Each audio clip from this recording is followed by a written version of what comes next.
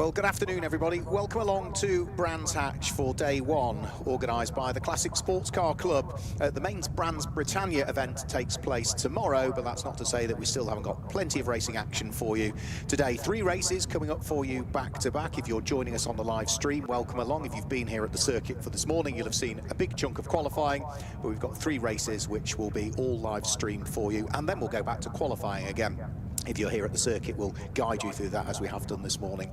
Mark Werrell chatting to you now, joined in commentary, delighted to say, for the second weekend on the trot here at Brands Hatch, Matt Suckling. Good afternoon, Mark. Yeah, back together again for what should be a brilliant weekend. As you said, we kicked off this morning with some qualifying sessions, which have set the grid for the 3 races we have coming your way. And then, yeah, we'll do it all again this afternoon before the big Brands Britannia Day to look forward to tomorrow. Weather looking good at the minute, a bit windy out there, but sunshine has been the order of the morning, and hopefully we can stay dry for the rest of the weekend as well, because I'm sure it's going to be a busy one come tomorrow. Yep, so the first race we've got for you coming up is the Advantage Motorsport Future Classics and the Super Pro Modern Classics. So the Future Classic really caters for cars from the 1970s and the 1980s. It was first introduced by the Classic Sports Car Club back in 2006. And the Modern Classics, the Super Pro Modern Classics, caters for cars built up to the end of 1999. So the Modern Classics really is for cars from the 1990s. And this series has been running 12 years now. This was first introduced in 2013 by the Classic Sports Car Club. Such were the numbers on this combined grid, Matt, that we've got reserves, haven't we? We've got 5 reserves for this race. And one of those reserves, second reserve, was quickest in the qualifying session. So number 4, Martin Ellis and Matthew Ellis might not even get the opportunity to race, even though they were quickest in the qualifying session. A real shame, isn't it? Because they've done some great things this morning. They'll be standing by to see if anyone drops out before the race gets underway. But yeah, come all this way for this race is not quite going to happen. They will be out in a later race, so they're going to have that one to look forward to. But yeah, for this one, they're not going to be there at the minute by the looks of it. And a real mixture of cars as well in this one. So we've got the likes of the Talbots, MGs, Porsches, Rovers, Mazdas, BMWs, TVRs, Jaguars. We've got Porsches out in it, Ginettas. So you look through and there's just a real variety of cars, which means it's going to be a very, very busy circuit. Brands Hatch Indy Circuit is only 1.2079 miles, so it's a short circuit. It's a 40-minute race. There's mandatory pit stops. There's going to be a chunk of overtaking and traffic management in this one. Certainly is, yeah. It's going to get a little bit confusing for some people out there. Probably not going to know where they are on the circuit at certain points, but of course, come the checker flag, they'll hopefully know what they've done and maybe enough to take the victory. But yeah, always tight around Brands Hatch, and that could also play a pivotal role in terms of how the races play out, because if you catch traffic at the wrong point, in the wrong place, and you slow yourself down and your competitor's right there on your tail, it could mean the position of you finishing in first place or not. So yeah, it's going to be a good race. 40 minutes, as I said, pit stops to look forward to as well, and timing of those pit stops is quite crucial at the same time. Yeah, the pit window opens because it's a 40-minute race after the 10th minute of the race and closes after the 25th minute of the race. And during that period of time, as it's the Future Classics and the Modern Classics, it is a timed pit stop of 1 minute and 30 seconds from when you enter the pit lane and break the beam at pit lane entry to when you exit the pit lane and break the beam at the opposite end. So you're not stationary for 1 minute and 30, you have to be in the pit lane area for 1 minute and 30. And if you are sharing the car, then it's a fairly simple task. Out will hop one driver, in will hop the other, and then once the time has ticked away, off you go. If you are a single driver, you can remain in the car with the seatbelts fastened and the engine running, and then just head out into the pit lane area. But if you're a 2-driver team, you have to turn the engine off, make sure that then the car is stationary before you undo the seatbelts, make sure that seatbelts are on before you get moving. So there's a few more things to get right if you're sharing the car in the pit stops and if you're driving on your own. Yeah, a little bit easier, isn't it? If you're on your own, you can just jump out, jump in, and off you go. So it's all pretty good. And of course, we've got the pit stop penalties to apply as well to a couple of winners already this year. That's the great thing about the Classic Sports Car Club. It's most of the categories we have this weekend are series, so they don't score championship points. They all usher out winners, but of course those winners from previously in the season do have to serve an extra 20 seconds within the pit stops as well. So a couple of those on the grid for this one this weekend. Yep, so cars I think will be heading out onto the circuit shortly. As soon as they come out onto track, they'll be on their formation lap, so we'll have to very quickly rattle through the grid for you, because I suspect with some 34 cars, which is the maximum that we could start on the Indy circuit, we're probably only just going to get part way through the grid rather than the whole way through it, because there just simply won't be time to do do so.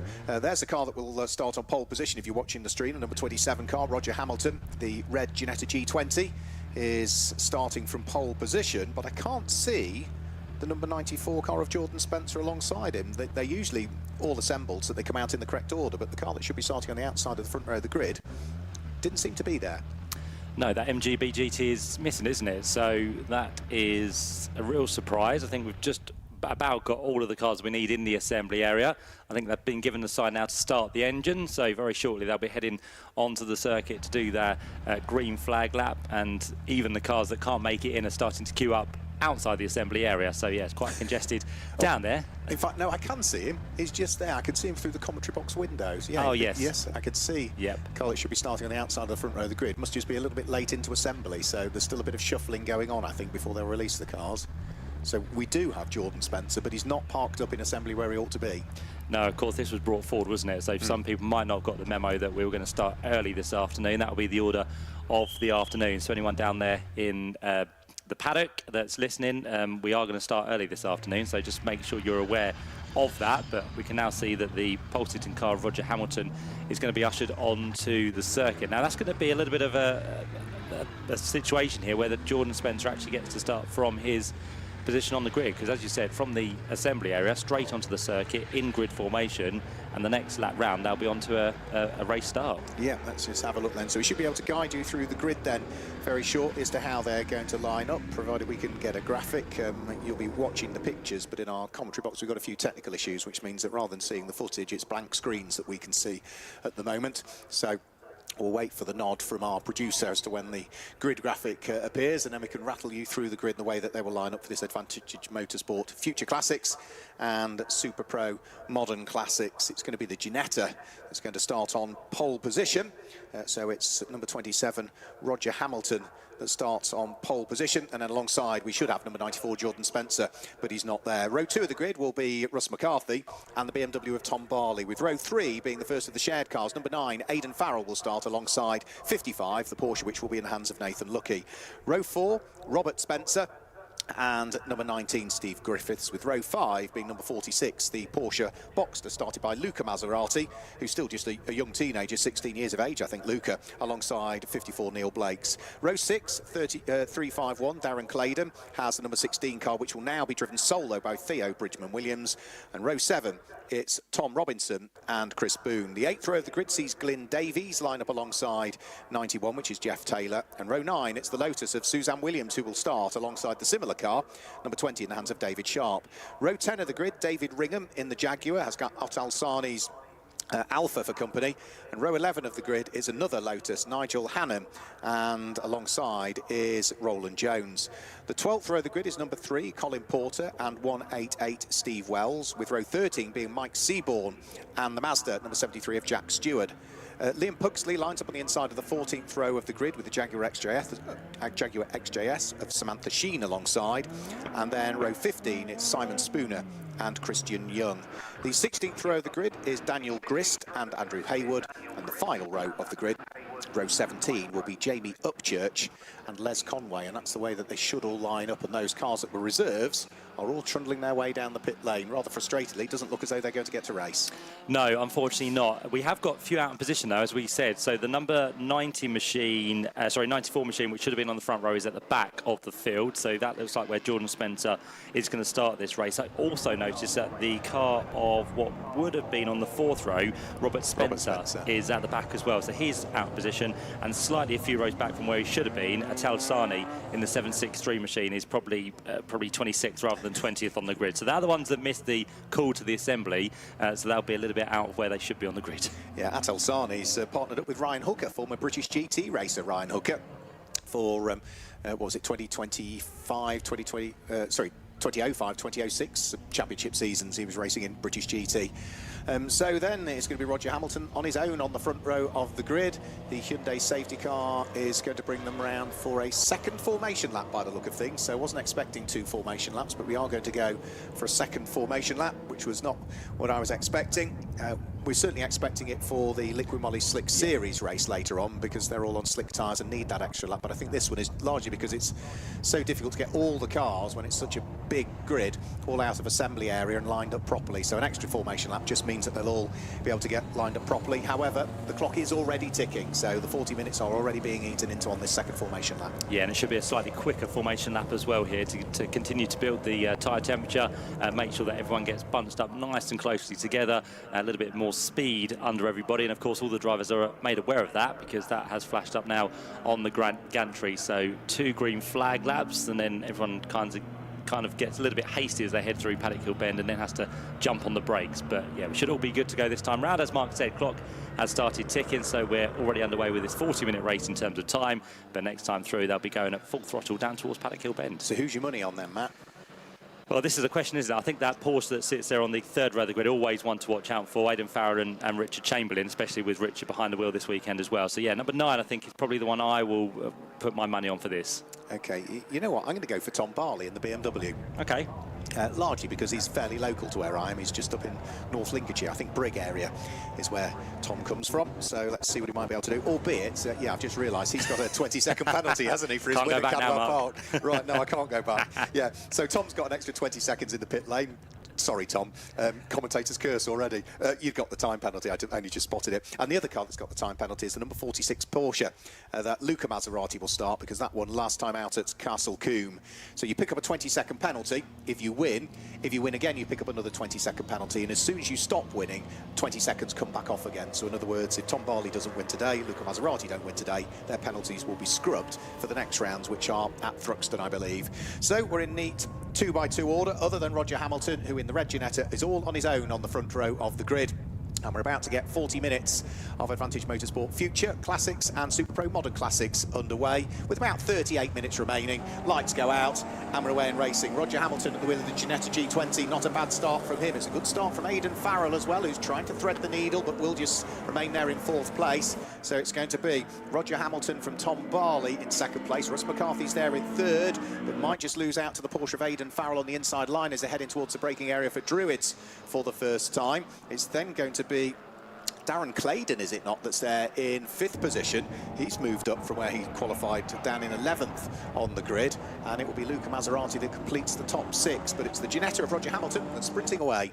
Certainly is, yep. So he's got a little bit of a length over the rest of the field. And for 2nd place, it's going to be side by side in towards Surtees and the flick through the right-hander at McLaren for the first time. And it is that BMW that is under pressure here of Tom Barley. All over the back is that number 9 Porsche of Aidan Farrell. So they accelerate their way on towards the Brabham Straight for the first time of asking. And of course, our eyes will be glued towards the back of those 2 MGs to keep an eye on as well. See if Jordan Spencer can make up some places, and also for Robert Spencer as well. So both of the Spencers are really not getting to grips with being in the assembly area at the right time. Oh, up towards Paddock Hill Bend. Neil Blake's the bonnet flies open on his Porsche just as he gets to the braking area for Paddock Hill Bend. Scary moment for him. That would have spiked the heart rate. You can see him pulling the car off down onto the old rallycross course there, but you can see that the bonnet was right the way up into the windscreen, and that happened, Matt, at the worst possible point, just as you're heading up into the braking area and over the bump at pit lane exit to Paddock Hill. Yeah, daunting place, isn't it, Paddock Hill Bend? So you really do want to have full sight vision through that corner. So that will be a car that hopefully can trundle round back to the pit lane and the team can get the bonnet strapped down. But yeah, never want that happen to anyone, but especially down there at Paddock Hill Bend. Meantime, race leader at the minute, Roger Hamilton, his gap is about to be closed down here, because what was a fairly hefty margin at the end of the first lap is going to be pretty much nothing now, because Tom Barley is right there. So you never know, Mark, it could still be a 20-second advantage by the time they get to the pit stop, and Tom Barley might still have a chance of winning this one. He's got a lot of work to do though, hasn't he, to try and take the lead and then build an advantage, and he's got to keep his fingers crossed there's no safety cars as well. But it's Ginetta from BMW, it's the MGB GTV8 of Russ McCarthy, which is there in 3rd position. 4th place is going to be the car of Aidan Farrell. Then it's Darren Claydon who's fighting away with the lime green Ginetta, which will be Steve Williams. And I think with that retirement early on for Neil Blakes, I think the thumbs up is being given for one of our reserves, because I've just seen number 6 Rodney Frost in the Jaguar XJS head out of pit lane to start the race. There we go, so 1 out, 1 in. So off they go then onto that lap to get the race underway for themselves. They'll be a couple of laps down, but at least they get the chance to head out there and do something, because now Tom Barley is definitely pushing in towards Paddock Hill Bend. So down the inside line he goes, and the BMW will take the lead of the race away from Roger Hamilton. So he's got the first job done. That's ticked off. He now needs to pull that 20 seconds, try and have enough of an advantage by the time the pit window opens, or the chance for Tom Barley to come in at the appropriate time he feels is necessary. But he's got the job done on Roger Hamilton already. Those two cars are a significant way out the road from Russell McCarthy, who still sits there in the MGB in third place. Aidan Farrell now has slotted into fourth place, and then a little bit of a gap back to the next of the Ginettas, which is the 19 machine of Steve Griffiths. As for number 94, Jordan Spencer, and of course Robert Spencer at the wheel of his number 190 MGB GT V8, they are working their way through the order. They were 17th and 18th respectively at the start of this lap. They've picked up another couple of cars subsequently, so they are on their way. They're pushing hard as Tom Barley, the race leader, comes over the start-finish line. Bearing in mind he only took the lead of the lap on that lap, he's already 1.5 seconds up the road, and even including the overtake, just set the fastest lap of the race we've seen so far. 53.873 from our race leader. And what of the Spencers this time through? Jordan Spencer, the number 94 car, was 17th at the start of the lap. The end of the lap, he's up to 13th position. Wow, that's good improvement. Certainly is, yeah. So 4 places gain. I think Robert Spencer is almost going with him there, about a car between the two of them. Bit of a transponder issue for those two cars as well. So they take a little bit of time to update on our timing screen, but good for Jordan Spencer. He's got the lights ablaze as well. So just kind of an indication to those ahead of him who are looking in the rearview mirror to be aware that there is a quicker car coming through, not to lap them, but just to get through the field from the rear of the order. And I think Robert Spencer has now just got through as well. Yeah, so Robert Spencer now onto the tail of Jordan Spencer. Next up the row from them will possibly be the number 91 machine. So we'll see if they can make light work of Jeff Taylor, who sits there as he comes through the last couple of corners. Up towards the line he'll go, and there could be a potential move on as well for what's going to be, I think, the Maseratis. Yeah, it's a good little squabble that's going on, actually. Darren Claydon's white Porsche 944 under pressure from the big old Jaguar that's in the hands of Tom Robinson, that will be. And then just behind them is Luca Maserati. So the Jag, of course, quick in a straight line, but it's a bit of a heavy lumbering beast through the corners. So it loses out through the twiddly parts, but gains it all back again on the straight. So that's a good little fight, that is. And now wanting to join in on the fun as well is going to be Chris Boone at the wheel of his Jaguar XK8, which is the yellow car with the blue bonnet to it. They've got traffic as well. They're trying to weave their way through and past. That's Les Conway's number 62 BMW E30 that stays out of harm's way. Tom Barley leading the way by 1.8 seconds. That lead advantage has grown, and it's now grown to 2.5 seconds because our pole sitter, Roger Hamilton, is now coming under pressure from the yellow MGB that sits behind, which is Russ McCarthy. Yeah, Russell's picking up the pace there, isn't he? So all onto the back now of Roger Hamilton goes the man in that bright yellow MGB as they turn their way through Druid's Corner. Still keeping an eye on that battle between what's going to be Luca Maserati, and just up the road, actually, there's a good fight going on between Steve Griffiths in the Ginetta and also the wonderful Porsche 964 Nathan Lucky. So those two just inside the top 6 as it stands. Those two cars coming now down towards the left-hander of Graham Hill Bend, and then further back by a few places, Jordan Spencer is just about to get the job done on the Jaguar there of Chris Boone. So that is now both, in fact, Jordan and Robert through, just about scraped into the corner at 30 without too much drama, but I think by the end of this lap they will both pretty much be inside the top 10. So back over the start-finish line comes that squabble you were talking about. Steve Griffiths coming under pressure from Nathan Lucky at the wheel of the Porsche 964. So those two absolutely with each other, but we've got a car off at the very edge of the circuit at Paddock Hill Bend and is looking to try and rejoin the track and has just about managed to do it safely. I think that was the car that Samantha Sheen was behind the wheel of. Yes, it is. Yep, the Jaguar XJS safely back onto track from what was being in the gravel trap briefly on the very, very edge of the circuit. Yeah, so well done to everyone who avoided that. It's always a scary moment where a car's off there, but also trying to rejoin as well. So a few dirty side tyres on Samantha's car. Just tries to get the grip back into it as it heads its way on towards the back straight. So down towards 30s, that will now head, and just being lapped actually by the two Spencers who turn their way in towards Surtees. In fact, both of them now are onto the tail of Luca Maserati. So all of a sudden, they've caught up with the Porsche, as we're going to go side by side for second place, because Roger Hamilton has to defend from Russell McCarthy. And all of a sudden, both of them have caught Tom Barley in the BMW in the race lead. Yeah, so they're just heading up towards there. We've still got progress being made by Jordan Spencer through the field. So the leading three up towards Druids. Tom Barley from Roger Hamilton, from Russ McCarthy. Russ, second generation, of course, of the McCarthy family that's been racing MGs for a good number of years. His late father and, of course, his late mother, Pam McCarthy, were heavily involved in not just racing MGs, but also supporting clubs as well and championships. So those three cars as one, just turning their way through Surtees, McLaren, then Clearways, and then round towards Clark Curve. BMW leads Ginetta, leads MG from Porsche, Ginetta, Porsche, Jaguar, MG and Porsche, the top 10 at the moment, as over the start-finish line comes our pole sitter, Roger Hamilton, still under pressure from the yellow MGB for second position. Yeah, about 2/10 up the road from that of Russell McCarthy, and then they're about a second adrift now of Tom Barley. Just picked up the pace once again, so this situation of traffic is going to be a gap that ebbs and flows over the course of this race. We are now into the pit window as well, so 10 minutes of this race has been completed, so for the next 15 minutes the window will stay open for drivers who wish to come in and serve their mandatory pit stop. Meantime, what of the Spencers? Well, they're all through now past that battle which involved Maserati. So we're up to about, is it 6th place? Yeah, I think it is actually. So the next one they're going to come onto the tail of is going to be the other Ginetta of Steve Griffiths. So Steve now a little bit on his own. He's been passed once again by the Porsche of Nathan Lucky as those two cars work their way through the left and right flick of Surtees and McLaren. And I don't think it'll be too much long until Jordan Spencer will be with them. Just have a quick look. Over the start-finish line goes the number 9 Aidan Farrell Porsche, which is now shown as having dropped right the way down through the order. But I think a transponder might have failed on that car, because I think it's maybe missed a lap off it, because it was much higher up than 28th. So either that or it's had an off somewhere, we just simply haven't spotted it. So very busy section of the circuit as the race leaders try and weave their way through the traffic, downhill in towards the braking area for Graham Hill Bend. There's nothing that Roger Hamilton could do in second place. He just has to wait until the exit of the corner to get past Colin Porter's big Jaguar.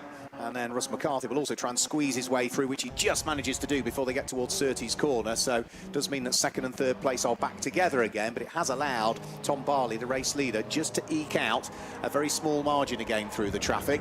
So over the start-finish line they're going to come. This is going to be onto lap number 12 this time through. It's Cadwell Park race winner Tom Barley that leads the way. Yeah, just keep an eye on Aidan Farrell, and yeah, he seemed a bit sluggish down Graham Hill Bend, but the pace seems to be okay now. But it's bizarre, if he has lost a lap, he's come straight back where he was and where he should have been in the order. So we'll have to wait and see what happens with that one. But yeah, quite unusual. Didn't see anything happen there to Aidan Farrell, who will hand that car over to Richard Chamberlain for the second half of the race. Got a good MX-5 battle going on as well. That's down in 26th position, but still one to keep an eye on there between Chris Young and what's going to be the number 96 machine working its way, or trying to work its way through the order at the minute, which is for this part of the race, Daniel Grist. So those two cars just being lapped by some of the quicker machines at the minute as they'll head their way towards the end of the lap, as the leaders still very much embroiled in some traffic here. Yes, they are. Russ McCarthy trying to weave his way through and past Mike Seaborn's big Jaguar XJ40, manages to do so, and then more traffic need to deal with, which is going to be Liam Pugley's MGB as they head up towards Paddock Hill Bend. That car is dealt with, so the top three looking fairly equidistantly spread as things stand. Fourth place is Nathan Lucky at the wheel of the red Porsche. Fifth position is Steve Griffiths. Is it, by the look of things? No, it's not. It's now Jordan Spencer. His transponder not working on his car, but from the very back of the grid, should have qualified second, didn't get to assembly area in time, started off the back. He's now up into 8th position. Yeah, not a bad run of course there, is it? I think we've got a car off down at Graham Hill Bend, which Theo is Bridgman-Williams. Yeah, is that the 16 machine, isn't it? Yeah, yep. So that's just pulled off, which means there'll be yellow flags down there for the time being. I think it was a mechanical issue, so no drama by the looks of it, apart from just some issue with the car. So that'll be yellow flags for the time being. But yeah, still progress being made then for the Spencers, who are about to come on to the Brabham Straight very shortly. They're behind the Porsche still of Aidan Farrell. Nathan Lucky will come through next, and then we'll see that of Jordan Spencer. So he's going to be pushing on to try and get as many places as he possibly can before he decides to come into the pit lane. Through he goes, and on that lap he's going to be up inside the top 5. So an incredible run in the space of almost 15 minutes. He's come from the back up inside the top 5. Andrew Maynard is in at the wheel of his Jaguar in towards the pit lane. Atul Sani comes in. This will be for a driver change with Ryan Hooker about to take over. Chris Boone heads in towards the pit lane, and I think Steve Wells in the MGB is in the pit lane as well. So Atul about to jump out of the glorious looking Alfa Romeo, and former Porsche 924 racer from when that was a single make championship run many years ago. Ryan Hooker, who, as we say, progressed through to racing British GT, is about to jump on board that Alfa. Yep, so that should go pretty quick in the hands of Ryan once he gets aboard it, as we go into the pits for our race leader. So Tom Barley has vacated the circuit, and it leaves now Roger Hamilton and that of Russell McCarthy to do battle. They are very, very close together up towards the top of the circuit. Through Druids, they're about to go, separated by 0.2 of a second for the time being. So let's see how this all evolves over the course of the next 25 minutes. And for Tom Barley, he'll just sit there stationary now, waiting for the time to tick through before he can head back out onto the circuit and rejoin this race, as Steve Wells leaves the pit lane and heads back out into the race as well, and his MGB GT V8. We've still got the battle of those two Mazdas going on as well that you were talking about a while ago. They're absolutely embroiled in a great battle. Daniel Grist is having to fight tooth and nail to try and keep Christian Young's car behind him. They've also got Robert Spencer trying to put a lap on them as well at the wheel of the number 190 MGB V8. So he squeezes his way through and past those two squabbling Mazda MX-5s.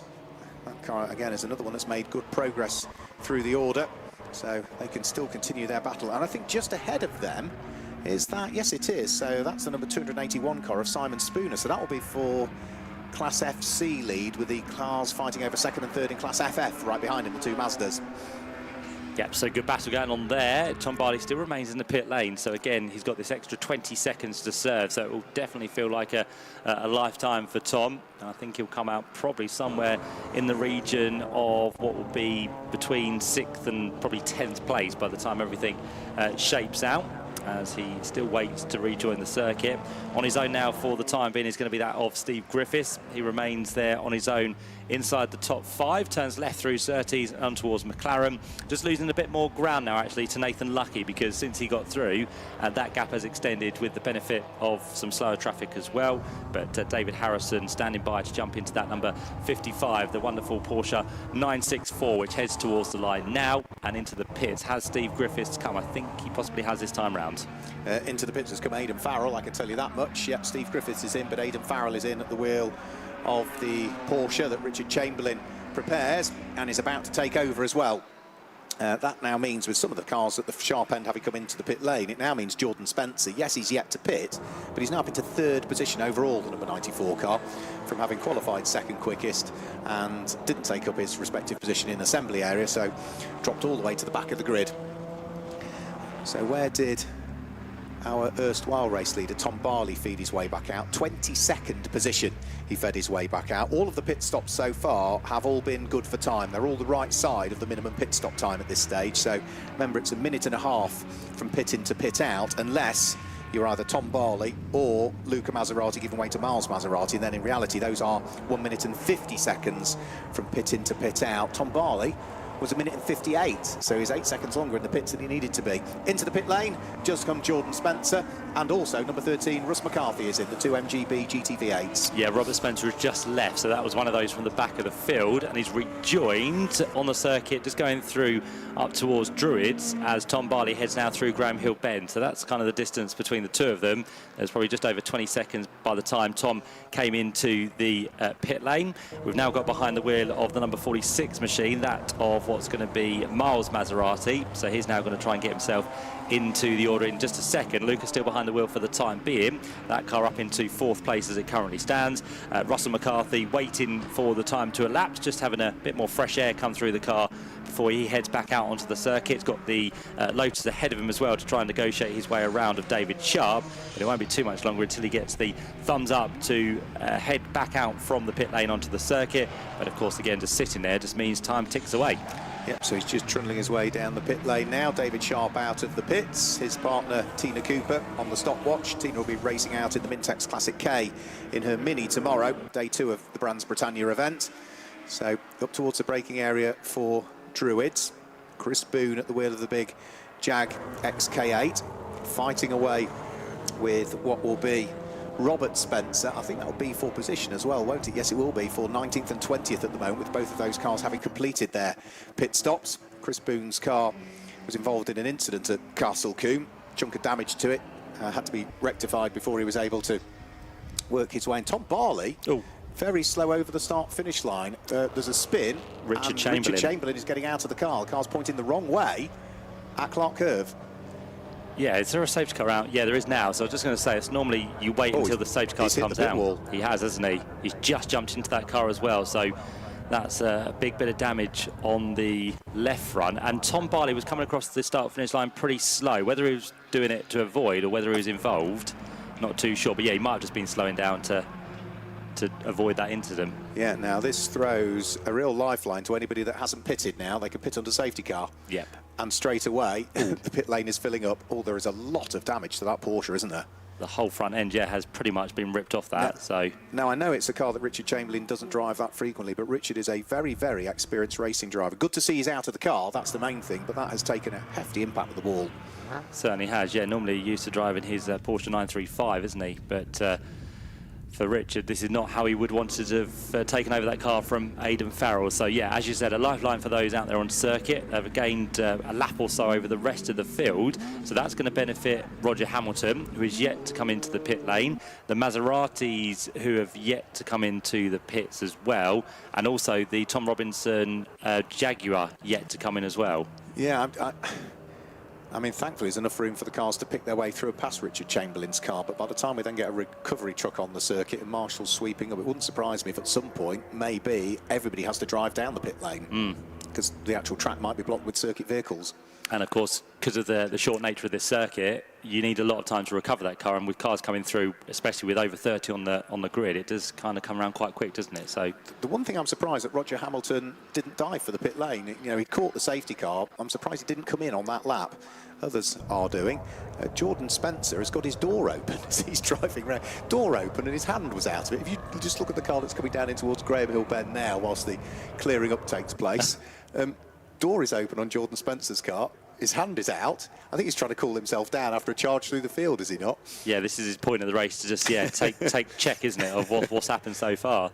But yeah, he sits there in a very good position actually. So once everything sorts itself out, Roger Hamilton will be into the pit lane shortly. Of course, he hasn't got too much time now to play with, 3 minutes. So you don't know really how long the laps are going to take behind the safety car, so you don't really want to cut it too fine in this situation. So the good plan would now be for Roger to maybe dive for the pit lane, which he now does, yep. So he'll be, I think, the only one remaining who hasn't taken his pit stop. So in he comes. The order will be shuffled very shortly.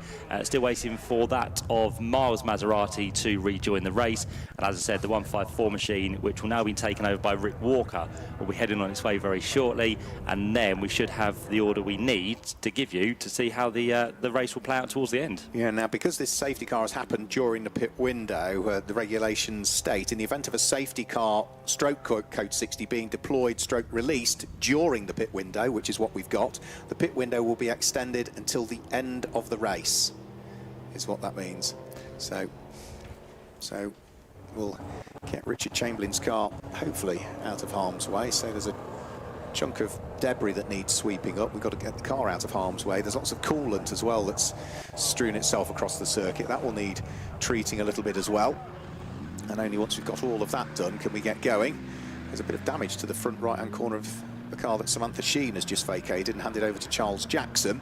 That number 176 Jaguar XJS just working its way down the pit lane. Roger Hamilton has come in, so the race leader and pole sitter has now come into the pit lane, having completed 20 laps, 16.5 minutes to go. He now dives for the pit lane, but there's still, I think, probably, is there 1 or 2 cars still to pit? No, every other car now has either completed its pit stop or, in the case of Roger Hamilton, is in the process of doing so.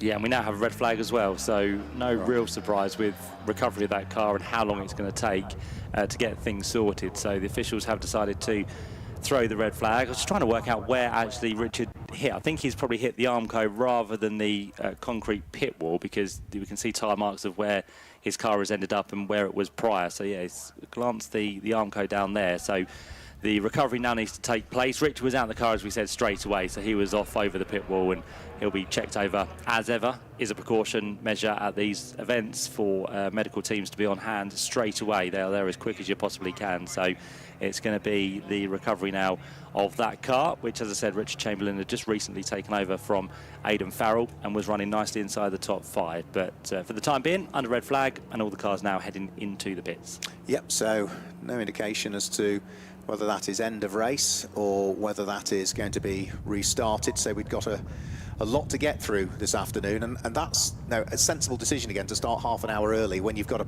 packed programme for the afternoon with 3 races that we're bringing you live stream and then 4 qualifying sessions later on, and we were timetabled to finish literally as the curfew would come in at 6:30. So good job, the decision, the wise decision, as ever from the experienced people down in race control, was to start a little bit early, because you never know what the afternoon might bring. That's the thing, there's nothing wrong with being ahead, is there? Because you can always then use the time to your advantage. If you're behind to start with, a lot of catching up to do, and then of course races and qualifying sessions get cut, which people have paid for. So yeah, at least they've had 25 minutes of running so far, but as we said, we're not too sure what's going to happen. For now, the cars will just be held there in the pit lane. Of course, it'll all depend how quick the recovery takes and how long we do have left for the rest of the afternoon. But for the time being, cars just waiting down there in the pit lane. Everyone had served their pit stop, so effectively it will go back to the order we had under that condition. And for now, the car's just waiting patiently for the officials to give the details they need to before we can get back underway. But the main thing is, of course, that Richard is absolutely fine and looked after, and of course then we'll have to get the Porsche recovered from the track off to its place in the paddock. And yeah, not really what the team would have wanted for this weekend for that wonderfully turned out Porsche. So that is now looking to be recovered by the team over there at Clark Curve, and then we'll have, as I said, some information for you on how this race is going to plan out for the rest of the afternoon. We've got 2 more races to come after this as well. Looking forward to the Liqui Moly Slicks series, which will be on next here at Brands Hatch, and then our final race of the day will be straight after, which is the Cohort Sport Tin Tops and Puma Cup. That will be what we bring you for the live stream today, and of course tomorrow it will be a full day of racing. So if you're looking forward to that, then make sure you're not late. We'll kick off at 10 o'clock in the morning. We'll have all the action for you before we close things down just before 6:30 tomorrow afternoon. So a very busy day with everything you like in terms of British machinery. We've got the Morgan Challenge, we've got the Jaguar Championship and MG Trophy, special saloons and mod sports, swinging 60s, Goddard's magnificent 7s, and much, much more indeed. So it's going to be a busy day tomorrow, as we said. So as I said, join us tomorrow if you can for that, but we've got still 2 more races to come this afternoon as all the cars patiently wait for the resumption of this. It's good to see that already the recovery has happened of the Porsche, so that car will be taken away, as I said, to the paddock to be sorted out, and the 911 993 RSR Cup car is a bit of a sorry sight on the front end, which is not good. I think we can actually see Richard, just walking back into his garage now, actually. So he's walked the length of the pit lane back into the garage. And as you said, Mark, a very experienced racer at Richard, so we're not too sure what happened there to cause that incident. No, absolutely. So, the tyres would be warm because Aidan had already done a first part of the race. So whether there was a little bit of traffic, whether he had to take a small bit of avoiding action or something, or whether he just got caught out, simply don't know at this stage. But all the cars are waiting patiently there in the pit lane at the moment. At the point the red flag came out, car number 27, Roger Hamilton, was leading the race. Second was 55, which was Nathan Lucky and David Harrison's Porsche, and third was 351, which was Darren Claydon's. He'd have been the first of the Future Classics cars, the Advantage Motorsport Future Classics, because first and second were Modern Classics machines. Fourth would have been Russ McCarthy, the number 13 MGB GT V8. Fifth was 63, was in 5th position, and that's the car of Roland Jones and Tristan George. That's the BMW. And completing the top 6 at the point that the red flag came out was number 154, which was the Jaguar Saloon that Tom Robinson started and now is in the hands of Rick Walker. 7th would have been number 76, which was the Lotus, Suzanne Williams and Richard Smith. 8th would be Miles and Luca Maserati's Porsche. 9th would be another Lotus, number 95, which would be Nigel Hannam and Mark Dean. And completing the top 10 was car number 19, Steve Griffiths. So he was the first of the cars that was showing, when the red flags came out, as 19 laps completed, whereas the others were all on 20 laps completed. But that was the order of the red flag. So if we get a restart for this one, you'll go back to the lap before the red flag came out, the last full lap before the red flag came up, and then you would regrid the cars in the order that they were at that point. But that is if we see a restart for this one. How long was there to go when the red flags came out?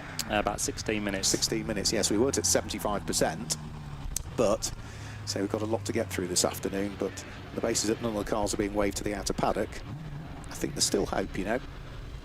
Yeah, and that's the good thing, isn't it, about the Classic Sports Car Club as well. They're not championships, so in a way, you don't have to reach a certain distance to award points, which is always helpful for those organising these things down in race control. But yeah, they'd love to get them back out just to complete the race as it stands. So wait to see what they do as they all line up, patiently waiting to see if we are going to get a resumption of this one.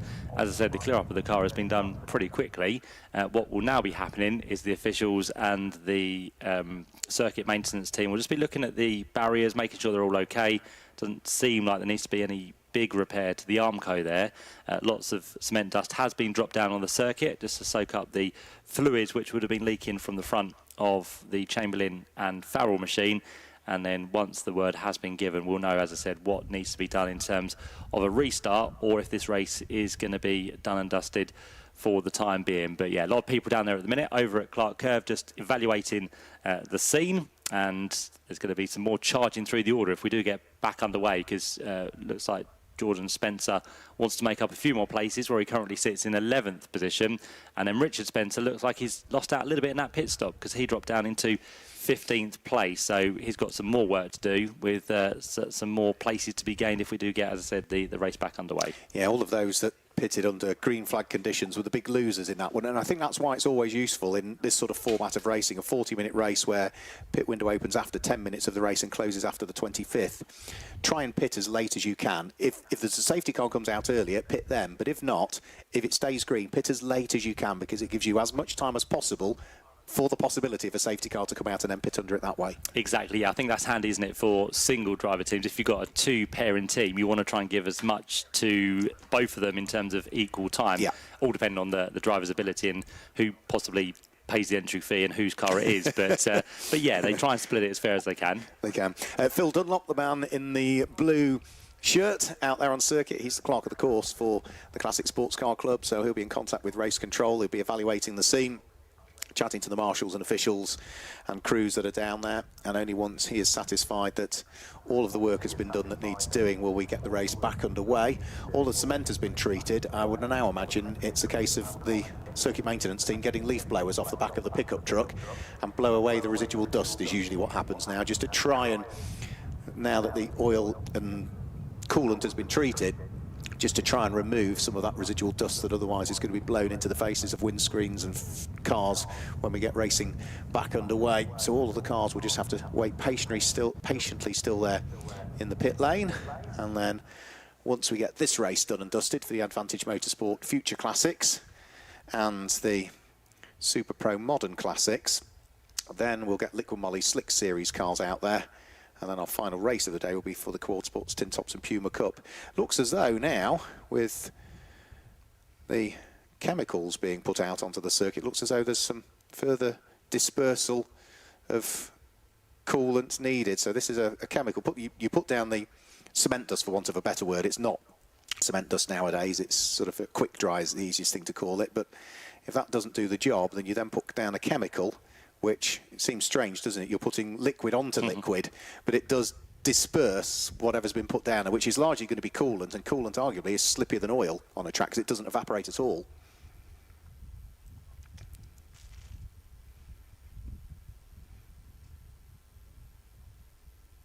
Yeah, so the process continues on, and just try and clean the track as much as possible, because it's one of those corners actually where you continue to accelerate, don't you? And you do kind of hug the pit wall coming through there. So as soon as you get on that accelerator, it might just slip the back end down. So they want that part of the circuit to be as clear as possible. If it was a different part of the circuit where they don't really use, they probably wouldn't have taken too much attention to it. But this is quite a precarious position, especially with the pit wall sitting on your right-hand side as well. Well, it's that is on the racing line, and you are flat out on the accelerator at that point as well, aren't you? So even when they've treated it, drivers will still have a huge amount of caution when they get to that part of the circuit. And you can see, by the way, that the fluid is running off there, just how banked that is. It's quite a banked little section. You wouldn't think so, but when you sort of walk around the track, you really appreciate how it does hook you into the pit wall, that particular section, with the natural curvature of the Brands Hatch Indy circuit, and it's sort of amphitheatre, isn't it, almost? Yeah, and even on the pit straight, it kind of does run down, doesn't it? It does, kind of, when we were down there last weekend, you kind of stand at the top of one end, and before you know it, you can just get a little bit of a jog on down it. So yeah, it's one of those circuits which is brilliant. It's got the worldwide fame for how up and down it is, Brands Hatch, but yeah, it can cause a few problems as well with the inclines it has. Yeah, I didn't realise that you ran. You said you sort of run down it. Well, no, I was on the grid last weekend, wasn't I, Mark? Right, so okay. I was standing I didn't there. realise you did running. Well, you do running, don't you? You love your track runs. 3 laps last night, Indy circuit. Yeah. Was it less than a minute you did a lap in, or? No, it was a lot more than a minute I did a lap in, rest assured, yes. Yeah, rest assured. So, yeah, apologies, this is taking a while to sort out. No updates from race controllers yet, and rightly so, we won't receive them yet. That's because they're still busy communicating with the team down there to understand how long this is going to take, where they are in the process, and only once sort of things have settled down do we ever get the updates up into race control, because it's a busy place down there at the moment. The amount of radio traffic going on from individual marshals' posts and from circuit staff, and Phil Dunlop, the race director or clerk of the course, back to race control to give them updates. But we can see movement down in the pit lane, Matt, which I'm keeping my fingers crossed might be a positive thing and not a negative thing. Yeah, I can't quite see at the head of that if anyone is doing any hand signals, but yeah, just briefly, I think Steve Griffiths' car was moving, wasn't it? But the reason for that, not too sure. But of course, as we said, the more that time ticks away, the less likely it will be that this race gets back underway. So more treatment of the circuit is being done. I think Steve Griffiths now has just come to a stop. So yeah, it was just reading into something there that we probably didn't need to. But yeah, all looks good at the minute. And as I said, the clear up continues of the circuit over there at Clark Curve.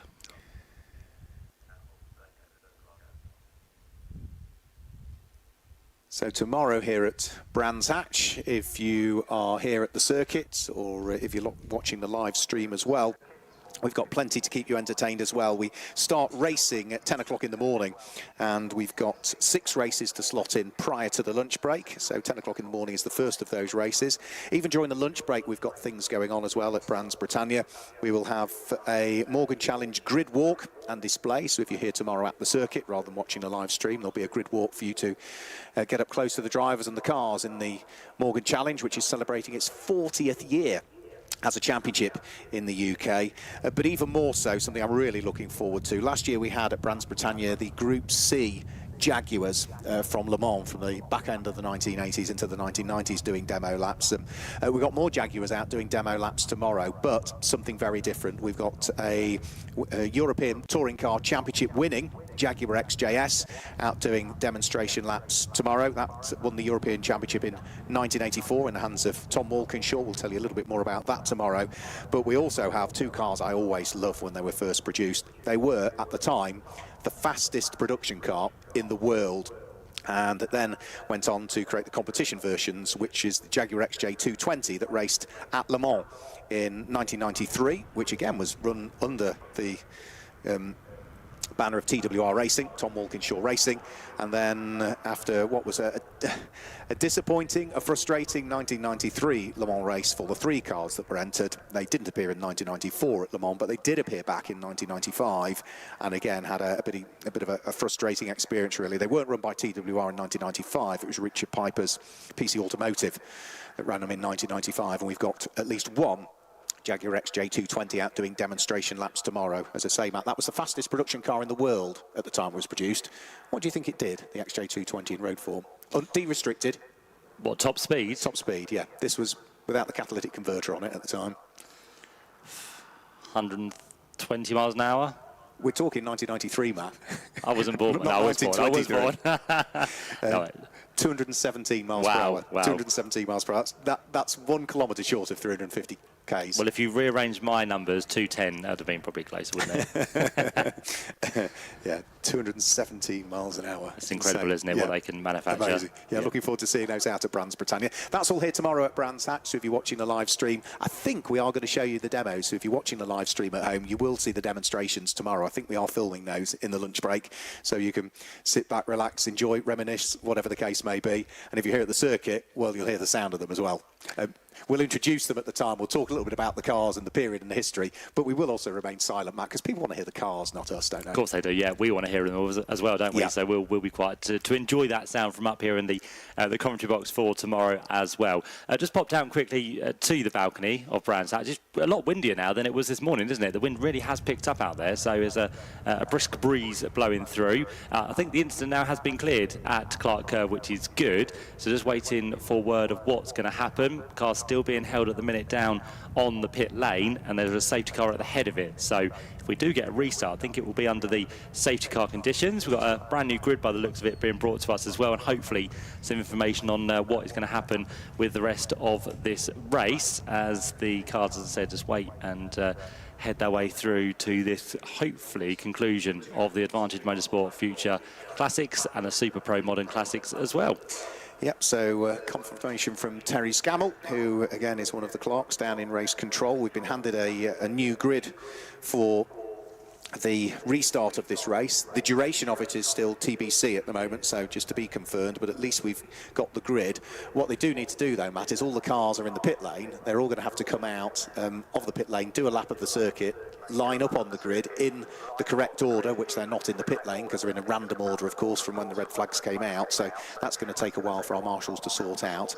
And depending on how long all of that takes, will then dictate as to how long we get for the restart of the combined Advantage Motorsport Future Classics and Super Pro Modern Classics. But I think we're in for a good race here, really, because, of course, you know, we saw Tom Barley, Roger Hamilton, Russ McCarthy squabbling it out for the lead of the race before the pit window opened. We saw the charge through the order of Robert Spencer and Jordan Spencer at the wheel of their 2 MGB GT-V8s. Now on this revised grid, which we'll guide you through in a moment, they're all going to be at the sharp end squabbling away. They certainly are, yeah. It was close enough before that red flag, as you said, and then you got the others to add into the mix who were coming from the back of the field, so they're all going to be there nicely joined together. Marshall's already in motion to get cars where they need to be, and of course it's not the work at the moment with well over 30 cars on the grid for these two categories this weekend, so I'd probably just want to pull a few out of the line, get them into the slow lane, get the ones they need in the fast lane, send them off around the circuit, get them gridded up, and then the rest can follow in turn. So yeah, a little bit of a work to get this done, and again, as we said, we'll let you know the duration of this race once we do begin again, and that's always the handy thing to have, isn't it? As we said, the early starts of the day, making sure that we have time in hand, and the time in hand now we can use to good effect to make sure the rest of these racers get the chance to head back out there and bring their race to a conclusion. But as Mark said, it's going to be a good battle between the likes of Roger Hamilton from Tom Barley as well in the BMW, the Nathan Lucky number 55 Porsche, which is now being taken over by David Harrison, I'm sure is going to be up there in the mix as well. The two Spencers to watch out for, Robert and also Jordan, who was meant to be there on the front row of the grid. Of course, he missed his chance to get to the assembly area on time, so had to start off the back. So he'll be one to watch out for in that number 94 machine. Just being given the word as well as Jordan Spencer of what might be happening for the rest of this race as they now start to usher him towards the head of the order as well. So just starting gradually to line the cars up, and we are going to be in for what seems to be a 10-minute restart, which is perfect, and the session will resume behind the safety car. So we'll get the safety car at the top of the pit lane, get everyone in the order that we need them, and then they'll be on their way. It will, yeah. It started behind the safety car though. Oh yeah, I know that. Yeah, they've not spelt it correctly. Yes. so yeah, we'll guide you through the revised grid as and when the cars head out onto the circuit. our technical issues seem to have been sorted, so we can now properly see the live stream rather than a black screen for sort of 70–80% of the time. So at least we can now see the pictures that everybody at home had been seeing. So thank you to whether it be Barry, whether it be Trevor, for sorting out our technical issues. So shuffling of cars going on down in the pit lanes. Right, so I think they're going to, they're going to get them in the right order in the pit lane, which is a sensible thing to do.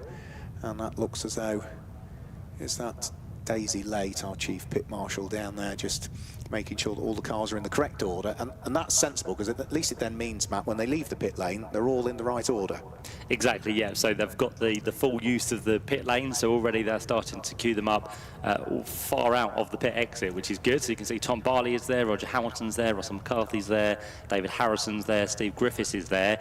Hopefully it'll get easier the more they get out that line, because then there'll be some sort of order which they will have, which is correct. Of course, there'll be interlopers with some back markers and some that were quicker, and of course with pit stops being done at the same time as well, they'll be a little bit muddled up. And of course, going back a lap, it also puts people in the positions they weren't in at the time. So plenty of hands down there to try and help out where they need to be. Chris Boone is now being ushered out of that line and stuck into where he needs to be. Yep, and a bit of urgency now coming from some of the Cscc members down there just to get the cars through and off on their way. Here comes the next of the cars, which will be the BMW, so that'll be lined up next.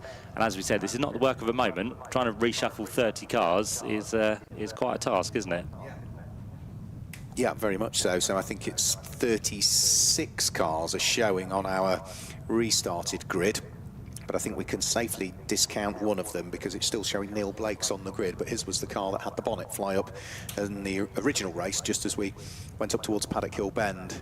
So the next car that's just being slotted into position would bring us to something like the 8th or 9th row of the grid. Jeff Taylor's just being ushered forward, so his TVR Griffith just making its way down the pit lane into position. And then who would be the next car thereafter? It should be the Jaguar next up, number 158 Jaguar, which is the grey and black Jaguar XK8, should be the next car that will be lining up on the revised grid behind him. Phil Dunlop, our clerk, still down there looking over proceedings.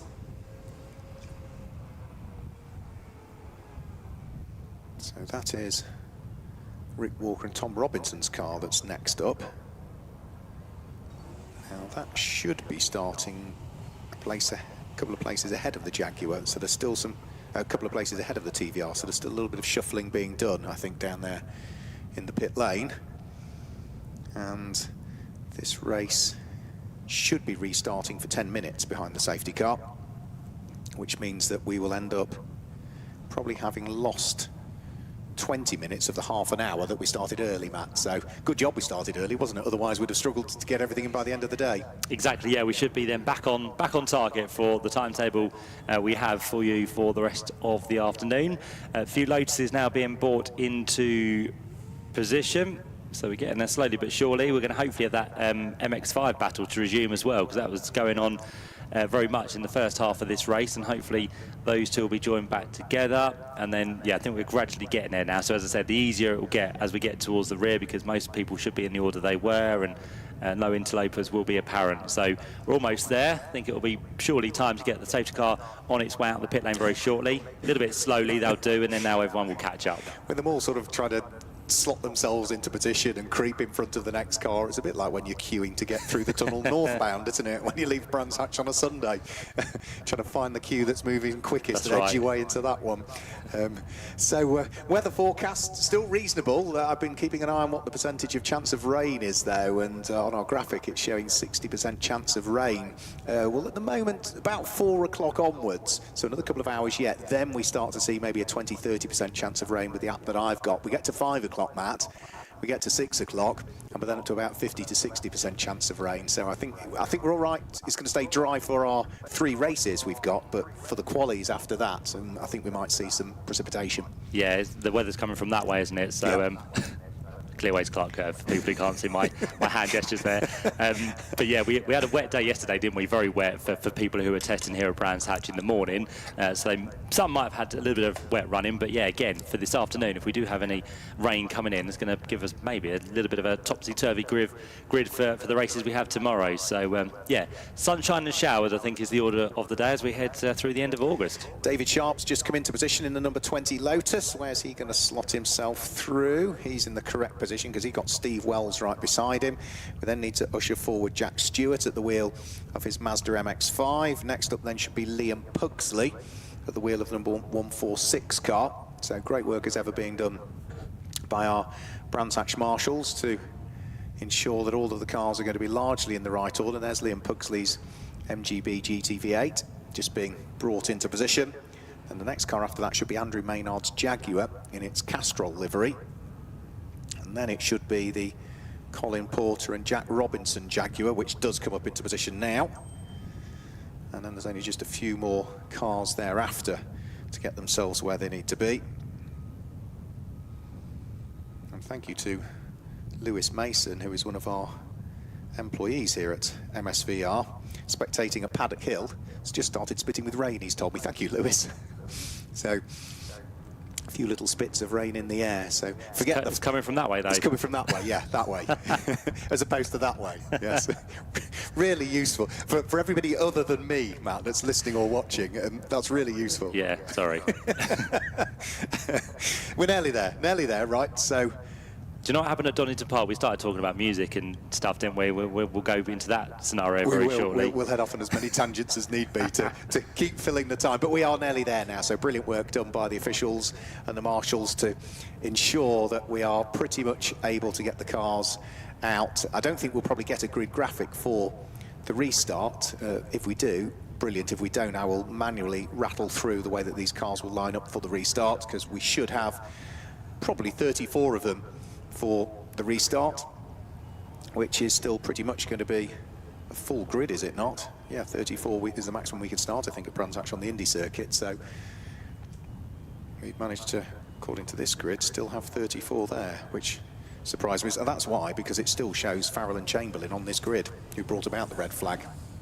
So yeah, the clock has started ticking, so that means the safety car is leaving the end of the pit lane. We have a couple of queues in that pit lane. Of course, there'll be a few cars to join the other one when they're told to do so, but off they go, and the grids will line up as follows. Yeah, the BMW of Tom Barley will start from pole position, and alongside will be the Ginetta of Roger Hamilton. Row 2 of the grid will be Russ McCarthy in the MGB GTV8 and David Harrison in the Porsche. It'll be Steve Griffiths in his Ginetta on row number 3 with Jordan Spencer. Remember, the number 94 MGB off the very back of the grid. He's made brilliant progress. He will start on the outside of row number 3. And it's Robert Spencer, who's also come from the back of the grid, that has got the white Porsche of Darren Claydon for company on row 4. Row 5 of the grid is going to be number 154, which will be Rick Walker, and alongside will be 46 Miles Maserati. Row 6, Chris Boone in the Jaguar and Jeff Taylor's TVR. Row 7 of the grid, it's going to be number 158, which will now be Michael Atkinson behind the wheel, alongside 63, which should now be Tristan George. And then row 8 of the grid, there should be a gap. Theo Bridgman-Williams will not be there because he retired, didn't he, earlier on, alongside his number 95, which is now going to have Mark Dean behind the wheel. The 9th row of the grid will be Richard Smith in the Lotus alongside Glyn Davies, with row 10 being David Sharp and Steve Wells. Row 11, Jack Stewart and Liam Pugsley. Row 12, Andrew Maynard, and number 3, which will now be in the hands of Jack Robinson. Row 13, Simon Spooner and 96, which will now have Sam Moody on board. Row 7 will be 50, which will be Christian Young, and then the gap where we should have had Richard Chamberlain. It will be the Seaborn to Morant Jaguar on the 15th row of the grid alongside Jamie Upchurch. And then it will be Charles Jackson and Colin Philpott on row 16, with Ryan Hooker and Les Conway on row 17. And that should be the full grid for this restart. What can the number 94 car do of Jordan Spencer? Bearing in mind he qualified second quickest, came off the very back of the grid, having not been in assembly area straight away.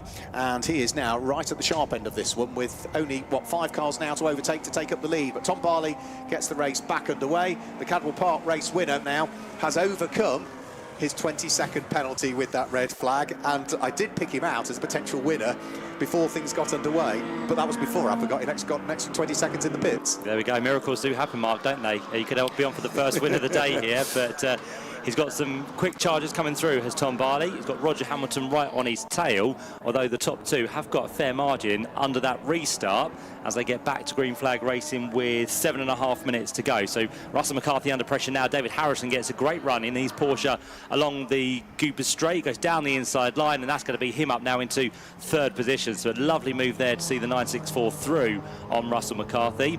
Jordan Spencer has already made up one place, so he's passed now Steve Griffiths into fifth place. He runs slightly wide into the corner, has to back out of it, and then Steve Griffiths almost ran the outside of him on towards the main straight. But you can see through Clearways and Clark Curve, all of them just trying to avoid the inside as much as possible. Jordan Spencer looking to try and nip up the inside of Russ McCarthy, but Russ McCarthy will squeeze across the nose of him and for the moment hang on to fourth place. Is he still going to be able to hang on to it as they head up Hellwood Hill and in towards Druids?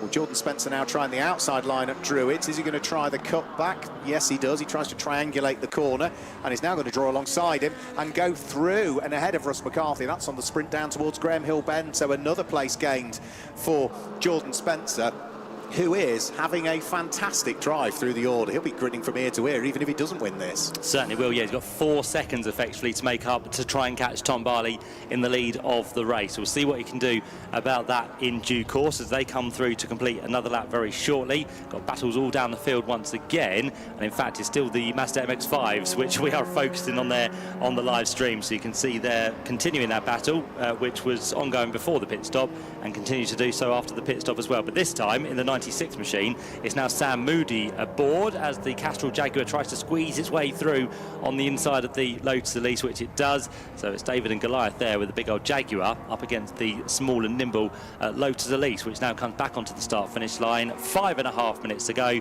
and Tom Barley leads this race by just over a second. Yeah, so Tom Barley desperate to see if he can hang on to it. Of course, if he does win it, then that means that he would then pick up a 40-second penalty for the next race that he enters in the 2025 Cscc season.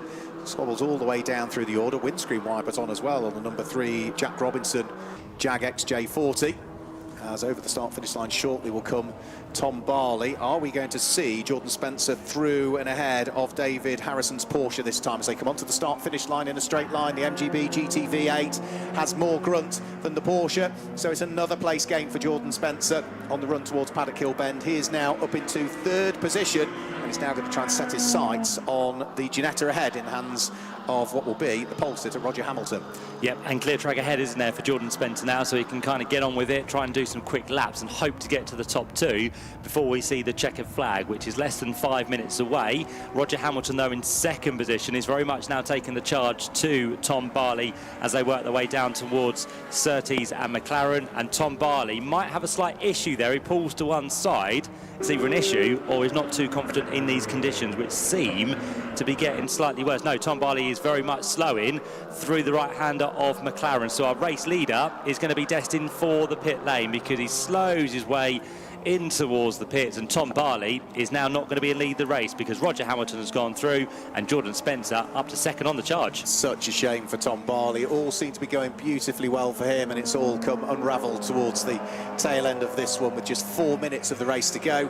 Our race leader is out of the race, I'm afraid. Still some good fights going on. More and more cars with the windscreen wipers on as well, which just suggests that the drizzle is getting slightly difficult. Jack Stewart at the wheel of number 73 Mazda MX-5 Mark 1 with the windscreen wipers on now as he comes through and over the start-finish line. Good little battle. Is that for the lead of the class as well, I would have thought, potentially, is it? Yes, it is, yeah. So the 2 Mazdas just heading up towards Paddock Hill Bend, fighting first and second over the lead and second place of Class FF. Yep, so through they go, and we've got one of the TVRs off, haven't we? Yeah, the 91 TVR Griffiths is off down at the bottom of Graham Hill Bend. So Jeff Taylor goes back on his way to the circuit. as he accelerates down towards Cscc. I think this weather is just getting slightly slippery now, isn't it, for the drivers? So, as you said, more windscreen wipers starting to come on and not quite the traction they once had with these cars underneath them. So, not good news for some of them, but some of them, of course, we relish in these conditions. They just love the greasy nature of a circuit and will be able to fling those cars around as best as they possibly can. For the race lead, though, 2.3 seconds now is the gap between Roger Hamilton and Jordan Spencer, but it's going the wrong way for Jordan Spencer at the minute. It is, yeah. So he is just working his way down the Cooper straight over the start-finish line. Ryan Hooker in the Alpha looking to try and pick up a place here as he squeezes his way through and past the number 73 car of Jack Stewart on the run towards Paddock Hill Bend. So the Alpha through and ahead of the two Mazdas, which are still fighting over the lead of Class FF at this stage. But everybody starting to tread slightly more gingerly, and I'm afraid there's a big off on the start-finish line, and that is David Harrison, who has had a very large accident at the wheel of the Porsche, lost the tail end of it right in front of Jordan Spencer. The Porsche hit the barriers. I'm afraid it rolled over onto its roof, and it's still upside down on the start-finish line. So red flags instantly out, and that was a big hit for David Harrison at the wheel of a car that had been going so well in this race, Matt, and not surprisingly, red flags instantly out. Yeah, he was having a really good battle there with Jordan Spencer. Had just got through, actually, to take the place away, and then those two came onto the start-finish line side by side, and unfortunately, as Mark described, that car on its roof at the minute. So another interruption to this race, but I think this time it will come to a conclusion with just 2 minutes left on the clock. So all the cars being stopped on the start-finish line, and well done to the marshals again. We saw them run into the pit wall, trying to slow everybody down because, of course, not everyone sees the red flags instantaneously, and, of course, their marshals were allowed straight onto the circuit to make sure the driver is okay. So great work, as ever, to make sure that the right team are on hand to get there to be with the driver and make sure they're absolutely okay. So they'll take every precaution they need to, because, of course, with the driver upside down in a car, it's always a worrying moment. So they'll do every precaution they can to make sure they get the driver out safely. And, of course, as we have word on that, we'll let you know. But for now, all the cars being turned around and headed their way back into the pit lane. And hopefully for you, we'll have 3 drivers who will be there on the top of the podium, effectively, because Roger Hamilton in his Ginetta has come through as our race winner. Of course, the red flag coming out will mean that the results go back a lap, but I think Roger Hamilton, was okay in first. Second place, Jordan Spencer, and third place should have been that of Russell McCarthy. So they're your top 3 we'll be looking for, and quite handily, one of them is from the Future Classics and the other one is from the Modern Classics. So that is always good. We get the 2 different winners from that one, and we'll have the drivers for you very shortly. They're just being held down in the pit lane for the time being. You can see Chris Boone's car there, the 139 machine, had a good result, actually, because as it stands, that car looks like it will finish somewhere inside the top 6. So that's good news for the Jaguar driver. And then confirmation on our screen now that the order has been given. So Roger Hamilton is the winner, 2.3 seconds clear of Jordan Spencer, and it was classified across the line David Harrison and Nathan Lucky, but unfortunately that car not taking the flag because of the red flag call. So I think Russell McCarthy will be ushered up into that 3rd position. So that is the result we have for you on the screen. As I said, a mix of Future Classics and Modern Classics in there as well. So that is always good, because we can get a word with 2 different class winners. Lots of class winners in there as well, because, of course, we have multiple classes within each of our Future Classics and Modern Classics, but confirmation for you that Roger Hamilton does take the victory from Jordan Spencer.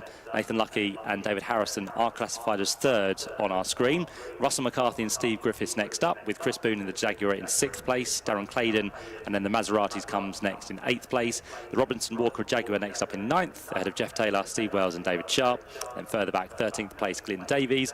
Andrew Maynard was there in 16th place. A little bit further down, one of the class winners there, Ryan Hooker and Sani in the number 20th machine, and then Simon Spooner also picks up victory in 24th place for the Future Classics in Class C, and that gives you all the runners. And you can now see the good news that the driver of that Porsche is out the car. So always great to see. Medical team just doing what they do as a precaution, making sure the driver's okay, making sure their reactions are good, making sure their neck is not impacted. Of course, the HANS device these days is a massive benefit to have in a race car. And as I said, the medical team were there first hand on the scene, no hesitation whatsoever. And again, the team will be doing what they are trained to do so well, making sure they can move, making sure there's no twinges or anything like that. So massive relief, as always, to see the driver out in the car of that number 55 machine, which is David Harrison. So he is there, and as a precaution, he will also be taken to the medical centre just for a checkup, because when a car has hit the wall at that sizable speed and also comes down the track on its roof, that is never good to see. So yeah, precaution will be taken on the medical centre here at Brands Hatch, and the car unfortunately is a sorry sight, but that can be repaired. And as I said, the drivers are the ones that are always needed to be looked after. So another recovery will be in process very shortly. Mark Werrell has made his way down into the pit lane, and hopefully Mark very shortly will have some drivers to talk to after that race. Thank you, Matt. Yeah, so I'm guessing it's Roger Hamilton, Jordan Spencer and Russ McCarthy then, is it the top three that I need to chat to? That will be, yeah, with the 55 machine being taken out, yeah. Okay, right, so we'll wait and see who joins us. I'm waiting to try and find out where Jeremy is, my RF cameraman as well, so hopefully we can see the drivers on the screen. Jordan Spencer is coming to join us, so let's just wait for him to park up, and his MGB GT comes to a halt, and then we also need a Russ McCarthy and hopefully a Roger Hamilton as well, who are all just in the queue at the moment. So Jordan getting out of the car, crash helmet coming off, he's puffing and blowing away. It goes to show that he's had a busy old races. So Jordan's out of the car, and have you come down for a chat, have you, Jordan? Got to go and see race control, right, okay. I did wonder if he might have to go and see race control. So yeah, Jordan Spencer is not going to chat to us. He needs to head up to race control. That was why he was pulled out of the queue early. And everybody else is just, I think, waiting for instruction as to what they're doing. They're all being held in the pit lane, but that is highly likely to see any restart for this one. We still need to get, of course, Matt, the Porsche righted as well, don't we? It still remains on its roof at the point at which it came to rest there up against the pit wall. Yeah, and it just started raining, hasn't it, Mark, for you down there as well? It has, yeah. Thanks for reminding me about Sorry. that. Sorry. Yeah, it's normally me. I came down without the jumper or a coat. But to be fair, the ambient temperature is still quite warm, still quite nice. Certainly is, isn't it? Yeah, so Mark's going to round up some drivers. He's waiting for his cameraman. Jeremy's on his way. He's almost there with you. I can see I've got a Jeremy. He's on his way. We haven't got any drivers yet, though, Jeremy. That's part of the problem. So, and I do wonder whether they are going to stop with us. So I can see Roger Hamilton is there. I can see Russ McCarthy. They're just a little bit further up in the pit lane area. And then once they all head down towards us, hopefully we'll get the opportunity to chat to certainly the winner of the Future Classics, which will be Russ McCarthy, and the winner of the Super Pro Modern Classics will be the Ginetta G20 of the man who started from pole position, which was Roger Hamilton. So grey skies above. It's starting to properly rain now. It was spits earlier on, but it is actually turning into proper rain now. Heard the pit lane buzzer goes off, but that's just the course car coming back in. And then once the incident is cleared on the start-finish line, then hopefully the drivers will get an instruction as to what they need to do to work their way back around the circuit. It was certainly getting wet, Matt, wasn't it, just before the red flag came out? We saw a few cars sort of slithering sideways a little bit. I spotted Steve Wells coming out of Graham Hill Bend with a big power slide, and also we had the TVR, didn't we, off at Graham Hill Bend just before the incident occurred? Yeah, certain drivers were feeling it, weren't they, with the track just getting slightly greasy, and as we always say, you don't really want a greasy track. It's always the either dry or a complete wet that the drivers want. What might be interesting now, Mark, is to watch how the recovery of this Porsche is going to take place, because this is something that is practiced but very rarely done, is it? Because a car upside down, you have the respective telehandler in place, you've got the straps on each of the wheels, and now they're going to try and lift it and also write it onto the correct way it needs to be. So, as I said, all of this is done with the training. And as you spoke before, and you do speak many times, you've been first-hand as a marshal and what it takes to be a marshal. And these are the sorts of things they train in, don't they? Absolutely, yeah. I mean, we have various training days throughout the winter. The British Motorsport Marshals Club, the most populous club that we have in the UK. There are other marshalling clubs that you can join, but the British Motorsport Marshals Club, most are a member of. And yeah, you do this at a race meeting in the live environment, but there's lots and lots of practice and training that goes on in the winter, both the classroom side, the theoretical side of marshalling, and the whats and wherefores, but also the practical side as well. So they will do practices of major incidents, they'll do practices of driver extraction, they will do practices of extinguishing fires by setting fires and then understanding is the best way to deal with them with the two different types of fire extinguishers that are available to them, the dry powder extinguisher and then the foam extinguisher. And I did notice with David Harrison's car they were squirting a foam extinguisher onto the brakes, so clearly the brakes were just starting to catch alight whilst the car was still inverted. So hopefully the car is now, pretty much back on its wheels. We can see the cars being ushered into the outer paddock. I'm going to see if I can grab a couple of the drivers to pull over and chat to us, because I do want to chat to Roger Hamilton and see if we can usher him in towards us. And Russ McCarthy as well. We'll see whether we can get Russ in as well. So we'll grab a quick word with them both, and then we can hopefully then let them head out into the outer paddock area. So this gives us the winner of the Super Pro Modern Classics, also allows us to pick up our winner of the Advantage Motorsport Future Classics. So Roger, crash helmet off. You can stay in the car, Roger, if you want. Stay in the car. We can have a chat this way. It wasn't the way that we wanted the race to finish at all, but qualified on pole. You didn't quite grab the lead early doors, but here you are as a winner. Yeah, to be honest with you, I had a very good qualifying session. I was very happy with that. I couldn't quite get the same pace in the race. You know, fair play to the other guys that were going quickly, and I mean, it was enjoyable racing. I'm very, very sad that a couple of incidents have happened. I hope all the guys are okay. Thank you. Yeah. And then the weather changed as if that wasn't going to be enough. Surely you, weather changing, this little Ginetta would play right into your hands. Yes and no, but it's a change, and at my age, we don't like change. So yes, it was just another dimension to it for sure. Yeah. Unfortunate thing is now you'll have picked up a 20-second penalty if you reappear in Super Pro Modern Classics later in the year. Yeah, absolutely. So my brother and I are booked to do Thruxton, so yes, he's got another 20-second sort of jump on me again. So yes, that gets tedious, but no, it was a good race today. Well done on the win, well done. And let's see if we can grab a quick word with Russ McCarthy, who was the winner of the Advantage Motorsport Future Classics. Russ, it's always good to see you out racing, and as ever, the GT V8 was going well. Yeah, it's going really well. Unfortunately, I forgot to put a timer in my car, so I had to count the 1 minute 30 in the pit stop. So I think that took me a little bit behind, but then obviously the red flag came out and they rearranged the grid. But when I went out, I must have flooded it because it was on 6 cylinders for the first couple of laps, and then it cleared. But then obviously this has happened, so this is, you know, as long as he's okay, and you know, the car's obviously a mess, but he got out the car and walked to the ambulance. That's the main thing. Yeah, that is the main thing, but he won't think that, will he? No, not at all. What about Jordan Spencer and Rob Spencer? They were late to assembly. They should have been right at the sharp end of the grid, and they had to carve their way through. Did you see them coming? What, on the track? I saw Jordan only after the restart. I had no idea where Rob was, but in the assembly area I didn't see him. So I don't know what was going on. Maybe they were having a cup of tea or something. Too relaxed. Well done on the win. Thank you.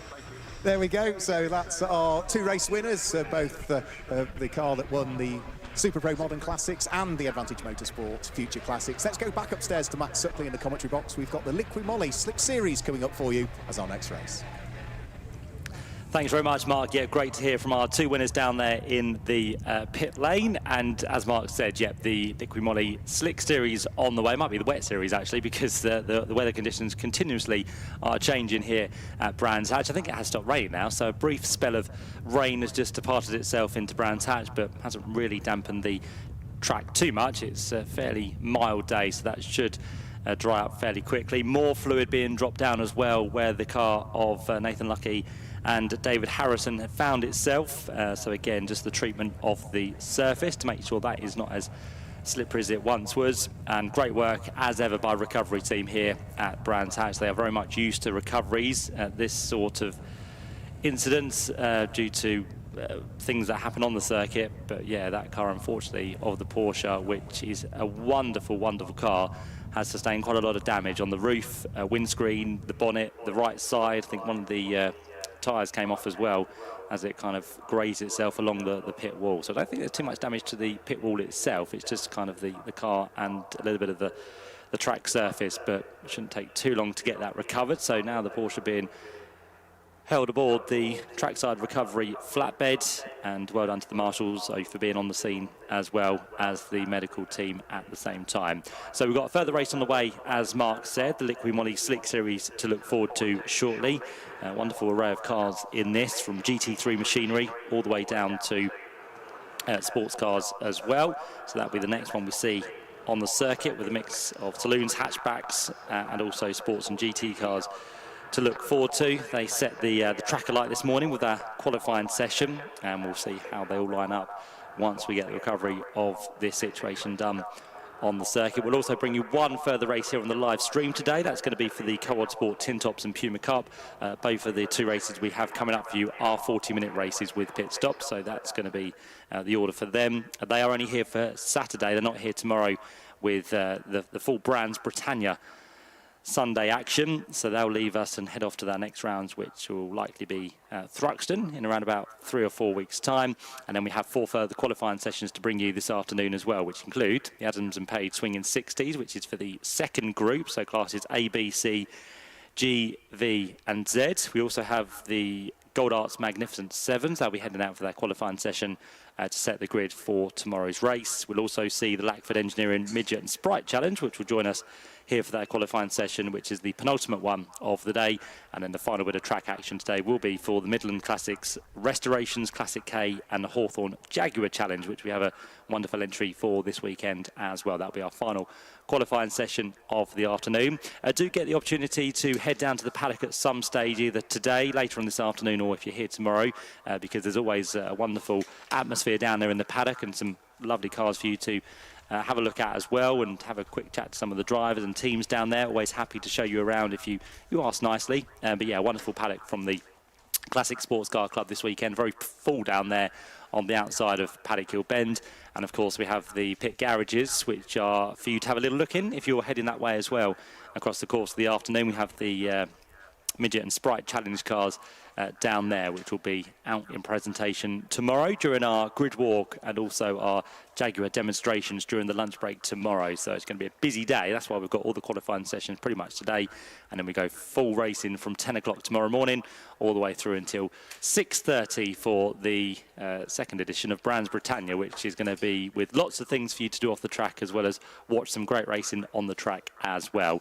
So the operation of the Porsche has nearly been done. Recovery truly amazing there. We were watching you on the stream, Mark. We could see the car in the background being recovered, put back onto its effectively 3 wheels, and now it's all been done, and that will be on its way very shortly. Yeah, all 4 wheels stayed on it. It's just one of the tyres came off, because it was a tyre, wasn't it, that rolled down the start-finish line. But it's so good to see David Harrison out of the car. I was chatting to Nathan Lucky, because Nathan was understandably right the way down at this end of the pit lane, and his team were asking, did I see what happened? And I said, well, not really. It just, the car slewed sideways for whatever reason. Yeah. I said, you know, the main important thing is that that he's out of the car, and you look at the car, it looks rather second-hand. It's certainly going to be a reshell job as a bare minimum, but the safety features stood up. That's the main thing, isn't it? And it's never nice to see a car upside down and sliding for what was the best part of probably 50, 75 metres on its roof.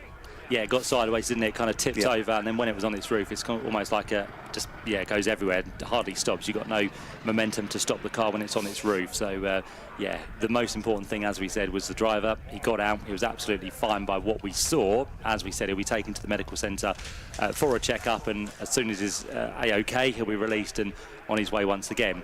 Now you've returned to the box, Mark. We have sunshine. They're looking after you today. Right, thank you, Matt. Well, you've properly stitched me up today, weather-wise, have you not? Don't worry, I've still got to go down there. It might rain for me as well.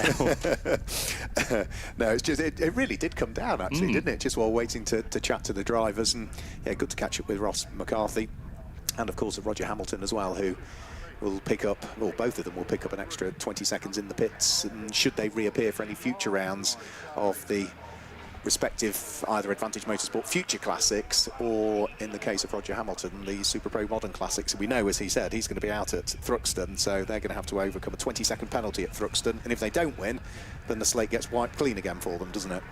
It does, yep. So that's something they can look forward to if they don't take a victory for the next round of the series. Just to say as well, with the interruptions we've had, we did start 30 minutes earlier this afternoon for that race. We've had red flags, we've had 2 cars to be recovered, quite heavily damaged cars to be recovered. We are still 5 minutes ahead, so well done to everyone from race control to marshals to circuit staff, everyone of the recovery of those 2 cars, because they are keeping us on timetable at the minute, which is always good. It is, yeah, because we've got a hard curfew here at 6:30 at Brands Hatch, and that doesn't mean you throw the checkered flag at 6:30. That means you throw it a couple of minutes before, so that all of the cars have been on their slow down lap and are back in the pit lane with engines just as idle again at 6:30, no later than. It also means that we have to kill the PA at 6:30 as well. So if you're watching on the live stream, that won't worry you, because we've only got 2 more races coming up and we're due to be done with racing by about 4:10. But for those that are here at the circuit, then 6:30, everything has to finish. There is no adjustment to that time. It is part of the planning restrictions now on the operation of events here at Brands Hatch. So we can see the cars getting ready in the assembly area to head out for the Liquid Moly Slick Series. Number 5 car of Pete Selden looks fantastic there, the M2 GTR of Pete Selden. Pete has been a long time BMW racing. Not how many years Pete Selden has been racing BMWs, but as long as I've been commentating, which is a quarter of a century, that's for sure. Well, I actually remember I was here spectating, and I think you were covering it, Mark, the A1GP meeting back in 2005. Here. Yeah, the last ever A1GP race was here. Yeah, and I was covering that. There was a big grid of brick cars that weekend, and Peter Selden with Matt Selden was in it. I remember that. Yeah, in their E36 M3. Yeah, 20 years ago. So. Yeah. Is that 20 years, A1GP? Yeah. That's scary, isn't it? It That is. Really scary. That was the last ever race for A1GP as well before it died as a series, because they were already financially were struggling and only just got the cars through the docks before them being seized. Yep. Because the receivers were closing in. And then the next round, and I don't think it would have happened anyway, was due to happen in Mexico. And that was just as we had the swine flu outbreak in Mexico. Okay. And therefore, Mexico closed down. So, yeah, the last ever A1GP race was here. Yeah, it was incredible, wasn't it? It was a great series, championship, which drew the crowds in, especially here at Brands Hatch. It was amazing. And, yeah, it's a shame it didn't kind of survive, really. It was a real shame. And what a beautiful car Richard Wheeler's Lamborghini Huracan GT3 is. So good to see GT3 cars out in this Liquid Moly Slicks series. It's the only GT3 spec car that we've got out. Unbelievable. GT3s are celebrating their 20th year next year, since GT3 was first introduced. Yeah, new revival series, isn't there, on the way? So, yeah, that's gone quick as well. Lots of anniversaries this weekend as well, as we know, with Baby Bertha and, of course, Morgan's. Yeah, it's all good. Yeah. So, Lamborghinis, Ferraris, Ginettas, McLarens, Porsches, lots to look forward to in this one. And thankfully the weather's dried up for them on slicks. It has, yes. So it is going to remain the slick series, I think, for this category as it heads now onto the circuit. Did you know the first ever slick series race, nobody was on slicks? Oh, really? It was wet. We were at Thruxton. Yeah, it never happened. Yeah. They should have known that being in the UK, shouldn't they, really? Yes. So here comes the Lamborghini then, brings all the cars onto the circuit. They have 2 green flag laps. So I know we had 2 previous time round, but of course with less cars, but of course the cars being on slick tyres, they do need that tyre temperature before they get the race underway. So they'll have the 2 laps, still cars being ushered out of the assembly area, including that of Michael Wheeler, who I spoke about in qualifying, but you gave me the news, Mark, about this is the first time he's drove this car at 16. Yes, well, it's the first time he's raced it. He has done some test sessions in it, but yeah, he's having his first ever adults race at 16 years of age. He's done 2-part seasons in Ford Fiesta Juniors and was 16 only at the end of June, so got his senior licence to race them. It's a McLaren GT4, been parked up for a couple of seasons, and they literally acquired it, did the deal last week on the car. So yeah, he is by far inexperienced, and that's not to say he's not a good driver, because he is a very good driver, Michael Wheeler, but it's his first race in a GT car, it's his first race on slicks, and he's only 16 years of age, and the conditions, Matt, a little bit changeable as well. So he's going to learn a lot in this race. He certainly is, yep. So you've just seen the grid flash up, just to give it to you then as they head onto that second green flag lap. Number 28, Richard Wheeler, will start from pole position in his Lamborghini. Alongside him is going to be the number 21 Ferrari of Andrew Christopher. Second row then sees number 22, which is Archie Buttle, with alongside him number 9, Dylan Popovic, who has already been a winner so far this year. We then see the third row with number 5, Peter Selden, joined by number 121, Joe Jackson. Definitely one to watch out for in that Vauxhall Tigra Super Silhouette. Down in SC2, but of course the more nimble Brands Hatch might just suit that car from the 6th position on the grid. The fourth row then sees number 48, which is the BMW of Kenny Coleman. 14 alongside, which is Warren Tattersall. The fifth row, number 24, is then going to be the McLaren of Michael Wheeler.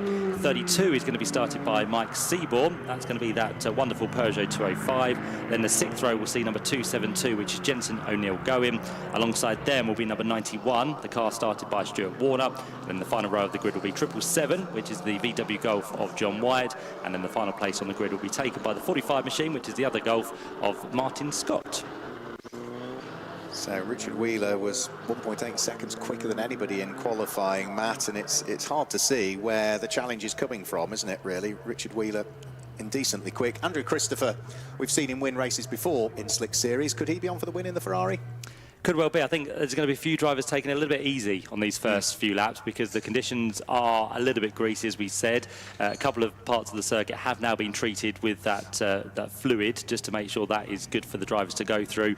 And I think there's going to be some optimistic driving from some of those out there as well. So we'll see how that all plays out. But yeah, Richard Wheeler, you really wouldn't bet against him, would you, after qualifying this morning with that 1.8 second gap? But yeah, Andrew Christopher, let's see if he can give it a good go. Might have some tyres saved as well because he didn't do as many laps as Richard Wheeler in that qualifying session this morning.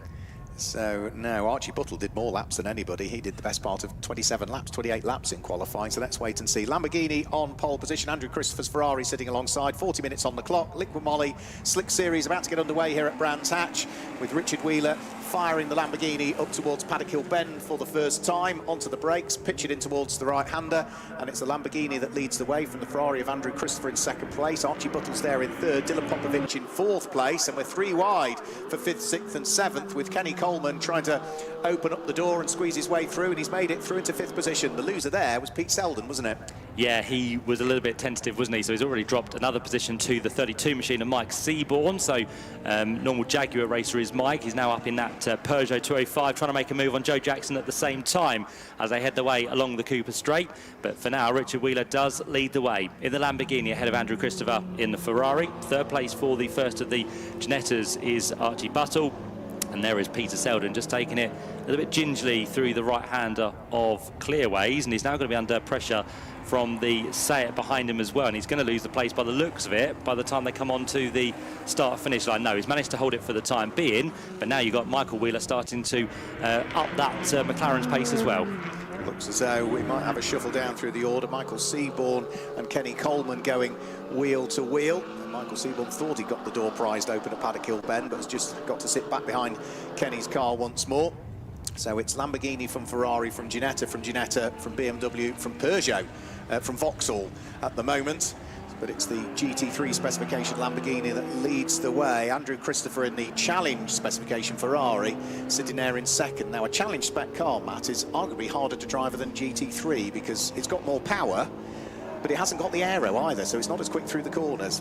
No, it certainly isn't. So that's the disparity between the two cars. I was just keeping an eye actually on what seemed to be Mike Seaborn trying to make a move there on Kenny Coleman. He was up the inside through McLaren, but then the power of the BMW just started to pull away across the line. And Peter Selden now is starting to make a few more places up, or trying to, on the inside of Joe Jackson, but he can't get past the silhouette in towards Paddock Hill Bend, but he does now up towards Druids because Joe Jackson doesn't make it too difficult for him. So Peter Selden just about gets through in the end. Joe Jackson was showing the outside line there, so he had to get his foot off the accelerator as they head down towards Graham Hill Bend. And still up the road from them, Mike Seaborn still trying to make that move on the car of Kenny Coleman. Is it going to be to the inside in towards 30? He's a bit treacherous through there. Didn't want to fling the car into the corner and didn't really want to make contact either. So Kenny Coleman now just starting to back everybody up.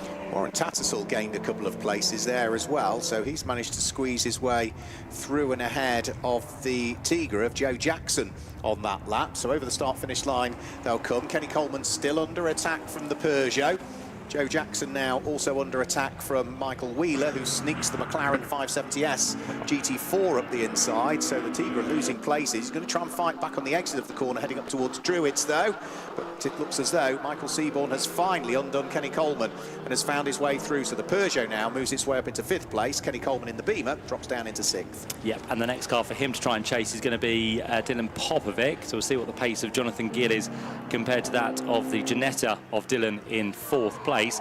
Last time through is about 1.5 seconds difference, but they are in different classes, different cars as well, quite drastically are those two. Peter Selden also on the march through the field now. He's going to be the next one to try and get through on Kenny Coleman as they make their way again along the Brabham Straight up towards the line. And how good are they in a straight line? Well, pretty even actually, those two BMWs. On the brakes though, Peter Selden is a lot later, almost charges for the inside on Kenny Coleman, but can't quite get there on that occasion. And then just behind, we've still got this good battle for Michael Wheeler, who's now trying to get himself back through on Warren Tattersall. So this is a really titanic battle, isn't it, with everything happening out front, quite sedate out there, but lots of battling going on further back. Yeah, the front sort of 3, 4 have all sort of robbed away, but everybody wants to be 5th at the moment. So out of Graham Hill Bend, Kenny Coleman just runs a little bit wide at the wheel of the BMW, which now means that Pete Selden is looking to try and put him under attack as they head through Surtees and up towards McLaren. Warren Tattersall is there, followed by Michael Wheeler, and then the car of Joe Jackson at the wheel of the Vauxhall Tigra Silhouette. So these 5 cars all fighting over position. Peugeot just starting to edge away a little bit, though, isn't it, in the hands of Michael Seaborn. And here comes Pete Selden now. I think he might possibly sneak through and ahead of Kenny Coleman on the run in towards Paddock Hill Bend. Yes, he does.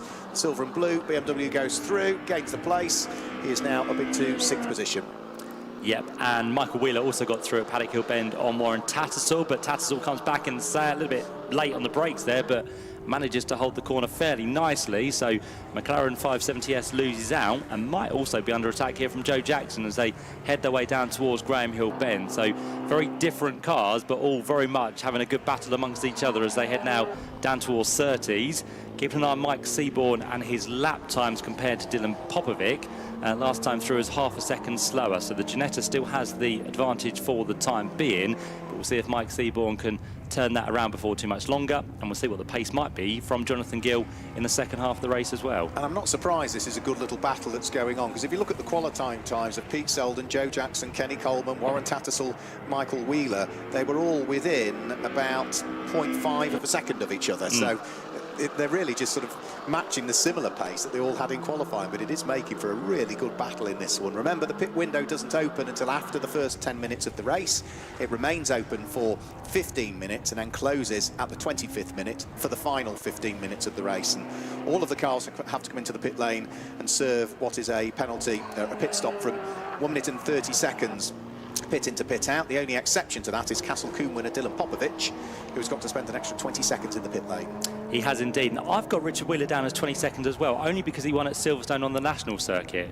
But I don't know why he hasn't got the penalty. Because he's been back out since and hasn't won overall. Yes, yeah. of course. Yeah. Apologies for that. So, yeah, absolutely right. So, Dylan Popovic is the only one that has the 20 seconds in the pit stop, although, yeah, Richard Wheeler has been a winner, but, of course, he's scrubbed that 20 seconds out at the subsequent round. So, that's good news for Richard. So, he can continue to try and build his lead now over the rest of the pack. Andrew Christopher in second place, just getting held up now in that Ferrari. He's got the 2 Golfs ahead of him, and he just can't squeeze his way through. So, a 5-second gap is going to be a lot more than that this time round by the looks of it, because Richard Wheeler now with the clear air goes through with a 49.0, and only now Andrew Christopher past the traffic comes across the line, does a 51.7. So that lap alone he lost near enough 3 seconds to the race leader. So if you get the traffic right, it'll work in your favour.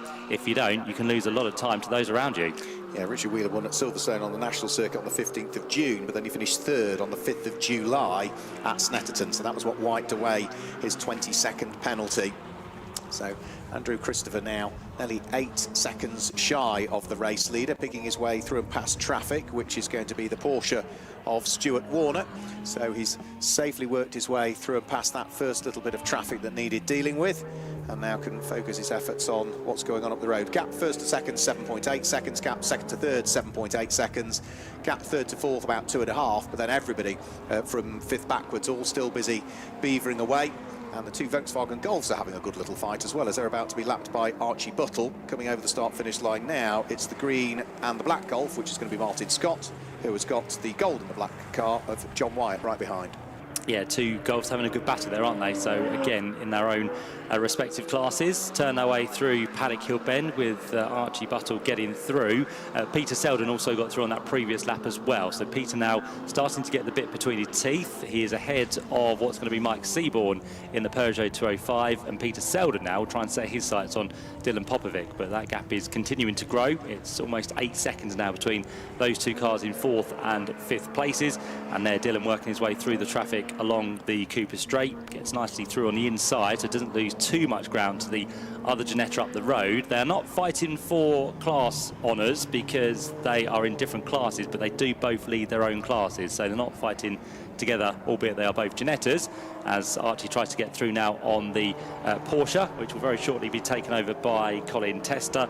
But for the first part of this race, it'll be Stuart Warner behind the wheel. Joe Jackson is in full attack mode again. He's sitting right on the coattails of the McLaren 570S of Michael Wheeler as they went through the twiddly parts, but the McLaren has a bit more pace in a straight line, and therefore Michael Wheeler starts to close back in again on Kenny Coleman that lies ahead. So Kenny Coleman, Michael Wheeler, Joe Jackson all still together as they start to climb uphill towards Druids. Ahead of them, it looks like Michael Seaborn at the wheel of the Peugeot is trying to get back onto terms with Warren Tattersall's TCR spec Seat Leon Cupra.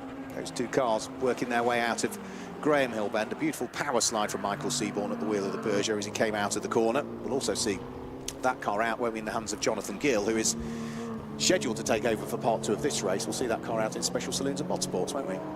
Certainly will, yep. So doing double duty for this weekend with what's going to be this category and also the next one to come up as well.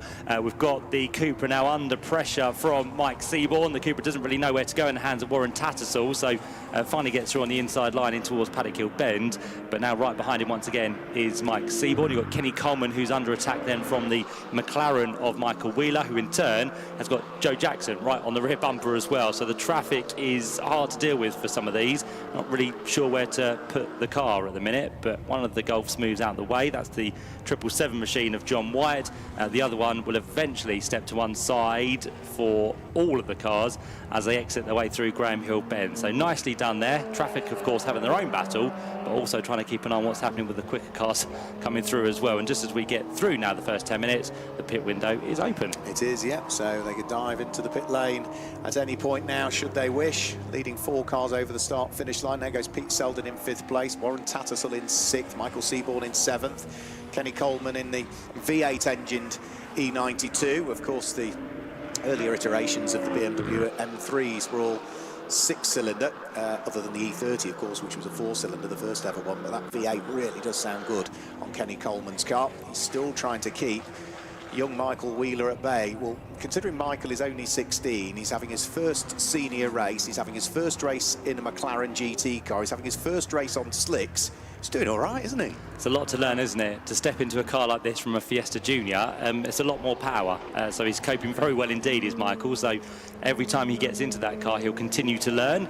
And of course, when the first part of the race goes through and he heads into the pit lane, he'll, I'm sure, get a bit of feedback from the team and he can go on his way to charge a little bit more in the second half of the race. So he pushes on, still there in 9th place and second within SA1, which is the class he finds himself in for his first race. Second to Dylan Popovic, who's up there in 4th position overall at the minute. So Dylan currently 3 seconds back from Archie Buttle, but we'll see if that gets any closer once that pit window has commenced for all of the drivers. But the one thing on the move now is possibly going to be Peter Selden in the BMW, and the other one, Kenny Coleman, now just losing the place to Joe Jackson. Yeah, I wondered if there's a problem with the Beamer there, because the McLaren and the Vauxhall Tigra just seem to ease their way by fairly effortlessly. So not sure whether Kenny was in the wrong gear and whether that was what slowed his progress through Druids. But not only have they got past him, they're starting to pull away, aren't they? We've got 28 minutes of this race still to go. We've got Richard Wheeler starting to close in on some more traffic ahead at the wheel of the Lamborghini. Does he decide to pit this time? No, he doesn't. But Kenny Coleman dives for the pit lane, and Kenny isn't the only car to head into the pit lane at the end of that lap, because we also have the Porsche in as well, number 91, which is going to be the car that was started by Stuart Warner. It's now going to be handed over to Brands Hatch instructor Colin Tester. Yeah, Collins very good at what he does, and he'll be able to pedal this car a little bit quickly, and we'll see if that one can then move its way up from where it currently sits down in 14th position. Again, the Ferrari of Andrew Christopher just stuck through a little bit of traffic, the two Golfs, to work its way through, but does eventually get through, and one of the Golfs has gone into the barriers actually over at Druids Corner, so that's not good news. That's going to be the car of Martin Scott, number 45, so that has gone off, and unfortunately has again had some front damage to that car, and I think the Ferrari's slowing as well. Yeah, I'm not sure whether that might be connected, the two of them. But yeah, there's lots of damage to the front of the Volkswagen Golf. It deposits its bumper slap bang in the middle of the circuit, and the Golf is going to limp its way back round onto track. But with that limping round and Andrew Christopher's car limping round, it's got me questioning whether the two might have fought over the same bit of tarmac. I think it caught the back end of the Ferrari, the right rear, which might now have suspension damage by the looks of it, or a puncture, one of the two. So yeah, I think he was trying to work his way through, maybe moved across too early or vice versa. The angle we saw didn't really confirm that for us, but yeah, both of them interlocking there up towards Druids, and well done by the Marshal. They've got the bumper off the track just like that. Yeah, good work by the Marshal. Yeah, definite suspension damage to that Ferrari, isn't it? That is not at all at the angle that it ought to be. The right rear of it, which is cocking the front left up into the air slightly, so Andrew Christopher is going to limp the Ferrari back into the pit lane, but his race will be done. And there's also damage to the rear quarter panel on that car as well. So race continues, and our race leader, Richard Wheeler, is having to be patient, working his way through traffic now. He's got right onto the coattails of his son, hasn't he? So he's about to place a lap on him. Certainly is. I wonder if he'll give him a wave as he goes through at the same time, or trying to say, hop onto the back of me and I'll give you a few lessons around Brands Hatch. But up towards Druids, yep, through on his son has now gone our race leader, Richard Wheeler, yet to be destined for the pit lane. But Andrew Christopher is now there, and as you said, it's going to be his race done and dusted with that suspension damage on the rear of the car, unfortunately. So not what Andrew would have wanted, was pretty much looking to pick up a second place, but that's now going to fall by the wayside. What it does mean that up into second place has gone for now the Mike Seaborn Peugeot 205. So with all the pit stops currently taking place, Mike Seaborn can hold on to that second place for now. Yeah, Pete Selden now up into third position, but that was a really slow lap from him last time through, 11 seconds slower than he had been doing. So not quite sure what his problem was. Dila Popovic, as you say, into the pit lane. Jensen O'Neill going into the pit lane as well at the wheel of the Mini Challenge JCW car. He's about to thread his way back out onto circuit. Joe Jackson dives for the pit lane. Pete Selden dives for the pit lane. Archie Buttle dives for the pit lane. So the pit lane is filling up. So at the moment now, Richard Wheeler leads the way as yet to pit. Michael Seaborn in the Peugeot 205 clone, second as yet to pit. Third is Michael Wheeler at the wheel of the McLaren as yet to pit. And fourth is Warren Tattersall in the Seat as yet to pit. Other than that, everybody else has either finished their pit stops or is in the process of serving them. Certainly are, yep. So we'll get through these within the space of the next 10 minutes or so. Dylan Popovic now just about to head back on his way. So the only man to serve the extra 20 seconds has now been done. So off he goes once again on his merry way, as Richard Wheeler is now back out there and doing some good lap times, but still yet to make his pit stop. So he'll be one of those to leave it possibly till the last minute. As you said, Mark, with the previous race, you kind of want to leave it till the last possible minute if you're a solo driver, because then you don't have to worry about a safety car and being the person who loses out. So that is what Richard Wheeler seems to be. Unfortunately, a very despondent Martin Scott trudges away from his 45 machine, goes to have a word with Andrew Christopher, and I'm sure they'll sort it out amongst themselves. Yeah, so they'll be having a conversation down there in the pit lane, and hopefully they'll come to a consensus that they agree on. However, that incident will be investigated after the race, is what we're hearing from race control, so there'll be no action taken on either car in the race. There's not a great deal of point anyway, because they're both retired as a result of that, so any subsequent action will be dealt with by race control afterwards. So Richard Wheeler still leading the way. We've still got Michael Wheeler in third position, and he's not that far behind the Peugeot, is he, Michael Seaborn? So the two Michaels just working their way up towards the braking area for Druids. They're trying to place a lap on Pete Selden's number 5 BMW, but of course he has already pitted, Pete, hasn't he? He has, yep. So he's just trying to get back up to pace now, and his lap time, Peter Selden, last time through was a 2:34. That was his out lap from the pit lane. You can see the damage there to the right front of the Golf, so right front to left rear. That's perfect confirmation. And also the windscreen was cracked, wasn't it? Yeah, windscreen had gone on the car as well. Yeah, so not good news for that team. More repair work to be done after this one before the next rounds at Thruxton. Thruxton Thriller on the way in about 3 weeks' time. for these categories. But yeah, this battle now continues as they work their way through. Are the Slick Series going to Thruxton? They are, yeah. Yeah, that'll be quite intense for them, won't it? It will. That'll be very, very fast round there, won't it? So Pete Selden here, managing to squeeze the BMW through and ahead of Michael Seaborn's Peugeot. So that car will be destined for the pit lane before too much longer. Race leader is in now. So Richard Wheeler has vacated what is nearly a 60-second lead in this race and has brought the Lamborghini Huracan GT3 car in towards the pit lane. Yep, and it's been quite consistent actually, because his best lap of the race is a 48.8. That lap he previously did was a 49.2, so within half a second of his quickest lap, and we're almost now halfway into this race. So good stuff from Richard Wheeler. So he serves his stop down here in the pit lane while the rest of them go through, including Peter Selden. So he'll be one potentially to jump himself back up the order. Joe Jackson's pit stop. Wrong side of the line, I'm afraid. Minimum pit stop time from pit in to pit out, 1 minute and 30 seconds. He was 1 minute and 29.533. He was half a second short. Yeah, this is the thing, isn't it? You need to be absolutely perfect. You'd rather be the right side rather than the wrong side, because that will cost you even further with penalties to come your way as well. So not good news for him. We've then got across the line there. That was Butler, wasn't it? So Butler has done his pit stop. He effectively finds himself vying for the race lead, but Richard Wheeler is now back on his way, and Archie is just working his way up towards Druid's Corner, so almost 3/4 of a lap behind as it currently stands, but still plenty of time to unfold in this race as we still wait for our next set of pit stoppers. And Peter Selden is back into the pit lane, unfortunately, so with that lap time you spotted, Mark, a few seconds slower than what it should have been, there might be an issue with the BMW. Yeah, and Michael Wheeler joined him in the pit lane, actually, so Michael Wheeler does come into the pits at the wheel of the McLaren to serve his mandatory pit stop, and so Michael Wheeler comes to a halt at the wheel of the 570S GT4 McLaren. 2016 build McLaren, this one, albeit it has been updated to the latest homologation of 570S, and it was a short pit stop for Pete Selden. Whatever the problem was, the mechanics have given him the thumbs up and he's working his way back out onto circuit, but it's been a bit of a yo-yo race for Pete, wasn't he? He was up there at the start, then dropped back down, then clawed his way back up through the order, and has now sadly dropped back down again. Yeah, pretty much ruined his race, hasn't it? So he's not really going to be contesting anywhere towards the head of the order. Still sits there in SA2, but he's going to be in second place now, and it's the other BMW of Kenny Coleman who he is fighting up against, who is now embroiled in this bit of traffic to deal with once again. So trying to get past John Wyatt in the VW Golf. He's got Colin Tester behind him as well, and Colin Tester, I think, is he on the same lap? No, he's a lap down to Kenny Coleman, so those two are on circuit together but a lap apart.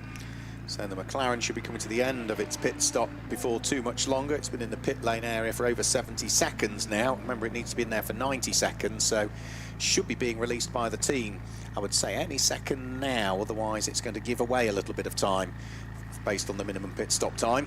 And the team may be just playing on the side of caution, because when his father, Richard Wheeler, came in, that number 28 Lamborghini was in the pit lane for 1 minute and 37 seconds, 1 minute and 38 nearly. So they gave away about 8 seconds of the advantage that they've got. And as for young Michael Wheeler, he is going to be in the pit lane for 1 minute and 42.8. So yeah, they were 12-13 seconds. So erring on the side of caution. Certainly are, yeah. Richard Wheeler, I'm sure, could afford to do that, whereas Michael was in that battle, wasn't he, with those cars around him, and didn't really need to be losing that much time. But he's back on his way. He rejoins ahead of Dylan Popovic, but he will be going a further lap down by the looks of it, and it looks like Jonathan Gill's trying to get his way through on Dylan Popovic. Let's see where they currently are. Well, in fact, it's still Mike Seaborn, isn't it? Because that car still has not been into the pit lane. So Jonathan Gill not getting his chance behind the wheel just yet, and we still haven't seen the set in of Warren Tattersall. So both of those still have to pit within the next 3 minutes. Yeah, Warren Tattersall doesn't need to worry because he's the only driver in the car, whereas I think the reason they're leaving Michael Seaborn out there for longer is because Jonathan Gill will race it in this, and he'll have 2 races tomorrow when he'll race in the JMC Special Saloons and Modsport, so he'll get plenty of seat time. Buzzer goes off at pit lane entry, and into the pit lane they both come. So Warren Tattersall is in, Michael Seaborn is in, and both of those cars are right the way towards pit lane entry end, so we can hardly see them from our commentary position. Yep, nose to tail they come in then, and they'll get their pit stop sorted. Both of them have to sit there then for 90 seconds from pit in to pit out. Across the line comes Jensen O'Neill Goen. Good to see him out there. His dad, Jamie Goen, has been a regular runner within the Mini JCW Championship, so good to see Jensen now jumping aboard this Mini Cooper S for the first time with Jam Sport Racing, so he heads up the hill and currently finds himself inside the top 10. So it's been a good run for that youngster inside that Mini. Yeah, another driver that first cut his teeth in Fiesta Juniors, didn't he? Jensen and Neil going. Yeah. They're all coming through the ranks now, aren't they? They are, yeah, they're all coming. It's good breeding ground, isn't it, for young talent to work their way through the junior formulas up into senior racing. So Richard Wheeler leads the way at this stage. Archie Buttle at the wheel of the Ginetta will now pick up second place because, of course, he was a bit further down through the order whilst those two cars hadn't pitted. So through comes the Ginetta now towards Paddock Hill Bend. Archie Buttle up into second position. It looks as though Joe Jackson has picked up a time penalty, one would imagine, for transgressing the circuit limits, because his number 121 Vauxhall Tigra clone has now got the exclamation mark beside it, and that is usually an indication that it's picked up some sort of time penalty. If I quickly flick to the switch of my computer where I need to be, he's got the time penalty, of course, because he was short on his pit stop, and the time penalty is 30 seconds plus the time that you were short. So he's picked up almost a 30.5-second penalty for being half a second too short. Yeah, that's the thing, isn't it? The half a second, you'd rather have lost it in the pit lane rather than lose it with a 30-second penalty. Yeah, I mean, the way they do it, you know, you think, oh, 30 seconds, it's a bit harsh for being so late, but that's the way Cscc deal with it as a penalty. The way that other clubs deal with it as a penalty is that you do a stop-go penalty for the period that you were short, which equates to about 30 seconds anyway. Exactly. So, yeah, it keeps the driver out there on the circuit, and they'll just lose that at the end of the race. So, not good news for Joe Jackson, who has been running really well so far today. Done a good job in qualifying. He's doing a good job in the race until that problem, and now unfortunately another problem has befell Peter Selden, because he's back into the pit lane and he just feels something isn't right with that car. So he's back in for the third time, team checking the car over to see what the issue may be, but again, this has put pay very much to his race, unfortunately, as we see Archie Buttle working his way through Surtees and McLaren. This has been a good run for him, and the other Golf, unfortunately, is going to be in trouble as well, because that's just expired along the Cooper Straight. It has, in a big way. I heard it spin coming out of Graham Hill Bend. It must have spun on its own oil, and if I were John Wyatt, I'd be parking that car up immediately rather than driving it round on the racing line, because if that is oil coming out the back of it, it might be a turbo that's gone on it, but if that is oil coming out the back of that, that is going to not be pleasant. It is leaving a colossal cloud. It looks like a red arrow, doesn't it, as it's going around the circuit? We can't see now. Plume of smoke from that car, and I'm amazed the engine is still running, unless that's the turbo that's blown. But say it literally just spun coming out of Graham Hill Bend. We'll find out very shortly, won't we, if anyone else does spin on it. Richard Wheeler comes through Graham Hill Bend. He'll now accelerate down towards Surtees. Hopefully he can see through the corner. He'll turn into the left-hander, and yeah, he takes it gingerly. I think it's okay. I think the marshals are putting out the lack of adhesion flags, but that's just as a precaution, maybe because they don't really know what it is. But yeah, thankfully that car is now into the pit lane and will be sorted. Yeah, I think that on the basis that nobody seems to be struggling with traction, there's no obvious sign of oil from where he was. Maybe it's that damp part just down at Surtees, I can see. Yeah, it's patches, the isn't racing there? line. Yeah, it does make me think that probably the turbo had gone on that car, and that was why we're seeing such a huge plume of smoke coming out the back of it.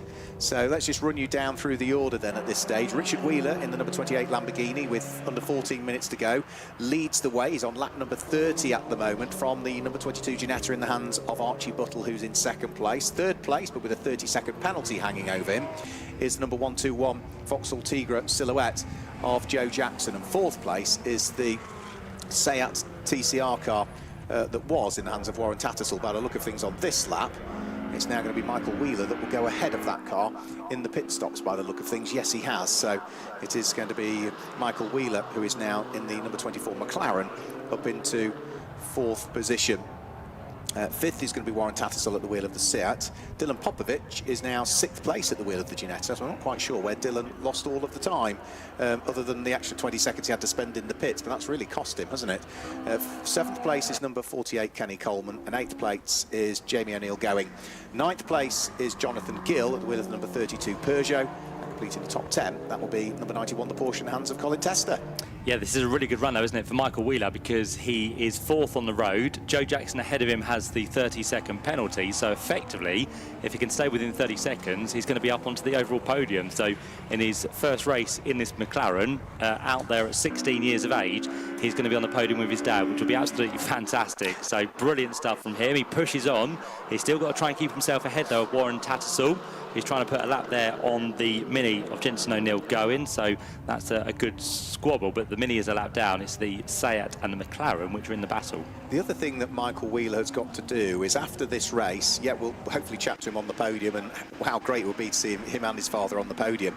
He's got to flick the switch in his head, because the next race is the Quad Sports Tin Tops, and of course he's back out again in the Ford Fiesta for part 2 of the race. He's not going to start the race in the Ford Fiesta, so he's got to flick the switch again from sports car and slicks back to front-wheel drive and Ford Fiestas for the next race that he'll be in, which is coming up shortly. And you do have to adapt, don't you? You have to get from a very quick car to a slightly slower car, and your braking points will be different, and your turning points will probably be a little bit different as well. So all of that to readjust to in the middle of the race, which he'll be taking the car over from. So yeah, doing a grand job at the minute though is Michael Wheeler as he heads his way up now towards Druids. There goes Warren Tattersall through in the Seat, and you can also see just in the background there, lurking at the minute, is that Jonathan Gill Peugeot 205, but that is another one that has quite considerably dropped down since its pit stop. It has, yeah, so that has dropped a long way down. The number 32 car, the reason it's dropped down is because it was 2 minutes and 7 seconds in the pit stop, so it was 37 seconds longer than it needed to be. And when you're lapping in 50, you know, you're losing another 3/4 of a lap that you don't need to. Yeah, especially around Brands Hatch and on the Indy circuit, so that's not good news at all. There goes Archie Buttle, still there in second position, behind the Ginetta of Dylan Popovic, but Dylan will now be put in the lap down by that other Ginetta. And then we've got Kenny Coleman coming through, just being lapped there by Richard Wheeler, who still heads the field in his Lamborghini Huracan, on for a second victory of the season at the minute. That time through, he was a second slower than his best lap of the race, so still on par with what he has been doing. And of course now realise that he's in traffic and trying to lap as many people as he can per lap. Yeah, so he's very little drop-off really from Richard Wheeler, who's been racing with the Classic Sports Car Club for a good number of years now, in a whole mixture of things, largely tin top based, but we've seen him out in things like Mazda RX-8s in the past, and say more latterly this Lamborghini that he bought back end of last season, I think. Start of this season was when we first saw him appear in the Lamborghini, and chatting to him because he's got a nice collection of cars with his Nissan Super Touring cars as well that he owns, that we've seen out at Brands Hatch at Super Touring Power meetings in the past. Took a chunk of adapting to. Yeah, it's nice that he's still learning though, isn't it, and trying a different car and something different from what he's usually been in. But yeah, to jump into a Lamborghini Huracan GT3 machine is quite special. But he's adapted well over the year and continues to do so, especially with this lead he currently has over Archie, who's on his way very shortly to the completion of another lap. But I think Archie will almost be a lap down now to Richard Wheeler as well. Yeah, because Richard's just about to come onto the rear end of him through Surtees and McLaren. By the time they get to the line, Richard should pretty much be there, because Archie at the minute is losing 2 seconds per lap to Richard Wheeler. So yeah, the next lap they're about to start, Richard will go through and lap the whole field with just over 9 minutes of this race to go, heading down towards Paddock Hill Bend. And yeah, Richard Wheeler makes light work of our second place car, Archie Buttle. Yep, so that's done and dusted. Jamie O'Neill going, having a good little squabble actually with Jonathan Gill, and that is for position, the Mini and the Peugeot, because of course the Peugeot lost so much time in the pit stop, 37 seconds longer than the minimum pit stop time, so still trying to carve its way back through the order in the hands of Jonathan Gill. But Jamie O'Neill going is not going to make it easy, so they're fighting over 8th and 9th positions at this stage. The Class SB Mini runs third in that class, fighting away with the SC2 machine of Jonathan Gill. And they look fairly evenly matched for pace, actually, don't they? Far more modern Mini JCW. And then we've got that Peugeot clone space frame chassis, I think, on that car with the Peugeot fiberglass body over the top. Yeah, and Kenny Coleman just lurking in the background now, the number 48 BMW, but that is a lap ahead. So it's about to put another lap on these two cars as it heads down in towards Paddock Hill Bend. Jonathan Gill trying to go around the outside of the Mini, gets a little bit wobbly into the corner, out on the dirty line, and that will lose him a second or so to that car of Jensen O'Neill going. So falls back, he loses the lap also to Kenny Coleman at the same time. So just taking a little bit gingerly at the minute is Jonathan Gill, but he's had his first attempt, didn't quite work unfortunately, so have to try again before this race comes to its conclusion. as they now head down towards 30s and on towards McLaren for what's going to be for them the 34th time of asking. Yep, so John Giller's got it all to do again to try and close back in on the Mini, see what he can do. Our race leader goes over the start-finish line, Richard Wheeler, and laps for the second time the number 9 Ginetta in the hands of Dylan Popovic, the Castle Combe race winner. So that's that Ginetta dealt with. And did I see there Warren Tattersall slowing down? No, I think he was moving offline actually to let Archie Buttle go through. So I think the number 14 Seat is all good still continuing to circulate as the last car inside the top 6 with 7 minutes of the race still to go. Richard Wheeler's pace, still impressed with it. You know, his best lap is a 48.8. The last lap he did was still under 49.5 minutes, so 49.5 seconds I should say. So that's still what, 3/4 of a second drop off. Not bad at all, is it? Especially this late stage of the race with 30 minutes plus gone. He's about to put another lap onto his son Michael. Michael doesn't want to back off too much here because Dylan Popovic all of a sudden has started to catch up now. So that Ginetta is on the move. He's only 1.3 seconds adrift. So Michael Wheeler is going to have his work cut out now to try and keep the Ginetta at bay. Michael wants to try and stay on the podium at the same time. So Dad might need to come into their helping hands here of his son to try and keep himself on the podium. So this is going to be the next battle to focus on. McLaren against Ginetta, and Dylan Popovic over the last few laps has been, let's have a look at the lap times.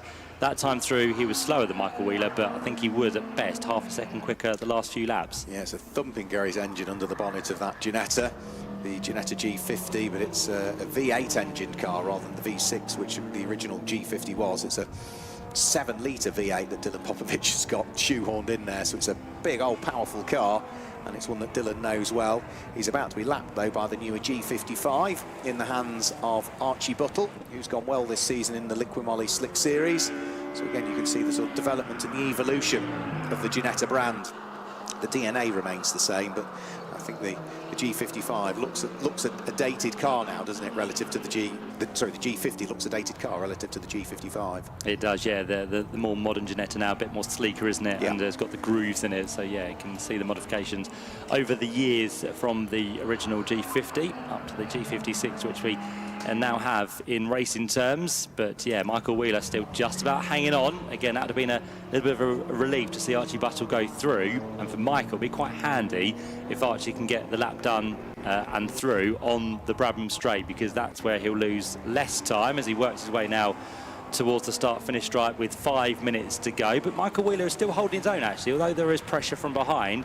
He's keeping his pace. Quickest lap of the race is to 51.3, that time through a 52.1. So just like Dad, he's managing to keep within a second of his quickest lap of the race. Yeah, he's going well, isn't he? And so considering this is his first senior race at just 16 years of age, the idea is, yeah, learn from it, get used to the car, you know, improve throughout the day, try not to make any mistakes, and he's ticking every single box there. It's been a really impressive performance from Michael Wheeler, and once he's got a bit more experience in the car, then it really does make you wonder as to what he might be capable of doing at the wheel of the 570S GT4 specification McLaren. Of course, McLaren stopping producing the 570S a few years ago now, and the current spec of GT4 McLaren is now the McLaren Artura that, if you were here at Brands Hatch last weekend, you might have seen racing in the British GT Championship. So Richard Wheeler now onto lap number 42, the race leader. As for Michael Wheeler, well, he's still managing to keep Archie Buttle behind him. Archie's not been able to lap the McLaren as yet. No, good pace, isn't it, from Michael Wheeler? So on he pushes once again, and yeah, Archie's still struggling to get through here. Of course, he's not really in a position to challenge Richard. He's now a lap ahead, but finally Archie does go down the inside line, but it does then bring Dylan Popovic onto our 4th place car, which effectively will become 3rd once the penalty for Joe Jackson has been applied. But now again, Michael Wheeler has got to defend for his heart's content, hasn't he? Because he would not want that Ginetta G50 to slide through of Dylan Popovic, but they turn their way now through clearways and on towards Clark Curve. Richard Wheeler across the line with 3 minutes 15, so we're going to have probably another 4 laps left within this race, but the battle for 4th place on the track is the one we're all tensely watching at the minute. Yeah, can we see father and son on the 1st and 3rd steps of the podium? Well, if Dylan Popovic has got anything to say about it, then no, we won't see that, because he is closing, ever closing onto the coattails of the light green McLaren. But we have not seen any mistake at all from Michael Wheeler as yet in this race. Just neat and tidy, get cleanly off the corners, and the McLaren, I think, is in a straight line, just about got enough to try and palm away any aspirations that Dylan Popovic might have. And now that he's not got Archie Buttle behind him, Michael Wheeler can just concentrate on the road ahead, because he still knows that Dylan Popovic is too far away to mount a true challenge to get right up onto terms with the McLaren. Over the start-finish line goes Joe Jackson. Remember, he's third on the road, but has that 30-second penalty hanging over him. And he is only 3.3 seconds up the road from Michael Wheeler, and only 4.4 seconds up the road from Dylan Popovic. So Joe Jackson is not going to drop from third to fourth. He's going to drop from third to fifth, and possibly even to sixth, is he? Because Warren Tattersall's not too far away either. Yeah, just 4 seconds back from that Michael Wheeler battle at the minute. And Kenny Coleman is only another 11 and a half off that, so he's going to drop to seventh, isn't he? He certainly is, yeah. So that short pit stop by half a second has really ruined the race for Joe Jackson. The other battle we have, which is very much ongoing, Jenson O'Neill going in the 272 Mini, still keeping at bay Jonathan Gill in the Peugeot 205, who on this occasion tries to go all the way around the outside at Druid, but again, the outside of the track is shown to the Peugeot, and Jonathan Gill can't find his way through. And this is a great drive, as we said, son of Jamie Gowen, who races in the Mini JCW division, but for the youngster, Jenson O'Neill Gowen, this is a great race for him to possibly take third within class and also 8th place overall. Yeah, and we're talking about junior formulas as well. You know, Jam Sport do a scholarship, don't they, to bring people into Fiesta Juniors and things like that. Jamie Gowen's company, who have been Mini Challenge champions in the past when they were running the likes of Antwerp Eels in the British Mini Challenge Championship. So Richard Wheeler is about to flash his way over the start-finish line. I think this is going to be the start of his penultimate lap of the race. So through he comes, 53 seconds to go, and that was a 49-second lap. So he can afford to ease things off on this lap and would take the win by doing one lap less. But I think he's going to stick with the task in hand still and still keep pushing. As for the squabble going on for third and fourth on the road, once we get corrected times involved, it's still Michael Wheeler from Dylan Popovic. So it's still the light green and white McLaren that is just about ahead of the green and orange Ginetta G50 as they head up towards Druids for their penultimate time in this race. And then from there, you can see not that far up the road from the squabbling McLaren and Ginetta is the light blue Vauxhall Tigra, which is the car that's got this 30-second penalty. Richard Wheeler, though, about to work his way out of Clark Curve towards the start-finish line, and he'll be starting his final lap of the race, I would have thought, this next time through. So through he comes with 2 seconds remaining on the clock to start what will be the last lap of the race this time through. Archie Buttle, a lap adrift in second place, is about to come over the start-finish line. Third place is going to be Joe Jackson, who again is a further lap adrift, but also has that 30-second penalty hanging over him. And then we get the squabble thereafter, which is Michael Wheeler still doing a grand job of keeping Dylan Popovic at bay at this stage. Warren Tattersall goes through at the wheel of the Seat, and then the next car through should be Kenny Coleman, who at the wheel of the number 48 BMW is just coming up towards the end of the lap and has been lapped by Richard Wheeler. So I think Richard Wheeler is just going to squeeze his way through and past the BMW. So Kenny won't have to do a further lap. He'll be the second car to see the checkered flag. And are we going to see Jonathan Gill finally get past the Mini of... Yes, we do. Through finally goes Jonathan Gill to work his way through past Jenson O'Neill going. But the win in the Liquid Moly Slick Series goes the way of Richard Wheeler, who claims the win by a full lap from the Ginetta of Archie Buttle, who's about to take the checkered flag now. Third place on the road is going to go to Joe Jackson, but of course he's got that time penalty hanging over him. So it will be Michael Wheeler, who in his debut in a senior car race at the age of just 16 years of age, brings the McLaren 570S GT4 through to finish in third position overall. Dylan Popovic in fourth, with Warren Tattersall in fifth place. And then it'll be Joe Jackson from Kenny Coleman, who's already taken the checkered flag, 6th and 7th. Jonathan Gill finally was able to get through and past Jenson O'Neill going, but on this lap, Jenson's got back through again, so it does look as though he is going to hang on to it. Jenson O'Neill going, who had a brilliant fight between his Mini and the Peugeot for the vast majority of the tail end of that race, and finally swap positions, but it does look as though they are going to finish in 8th place. And Colin Tester also managed to squeeze through and ahead of Jonathan Gill on that lap as well, so he's up to 9th. Jonathan Gill finishes in 10th position.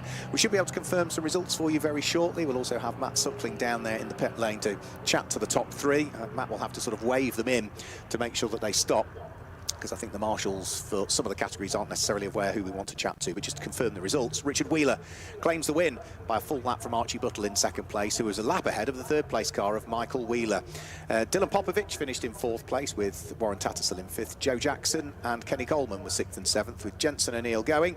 And then the car that Stuart Warner and Colin Tester shared, they clambered up through the order to finish in ninth in the end. Michael Seaborn and Jonathan Gill were the last of the finishers, with problems for a few other cars along the way. So hopefully Matt Suckling is down there in the pit lane and he'll be able to chat to, certainly, fingers crossed, the top three following the Liquid Moly Slick Series race.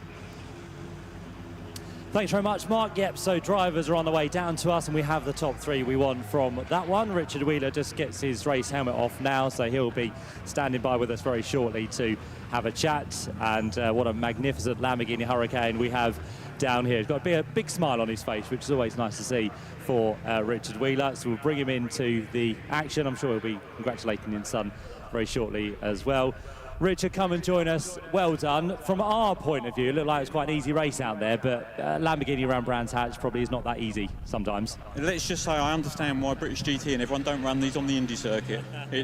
Yeah, I mean, you get like 3 seconds on the straight to go, and then you just start doing lots of steering input again. It's quite full on.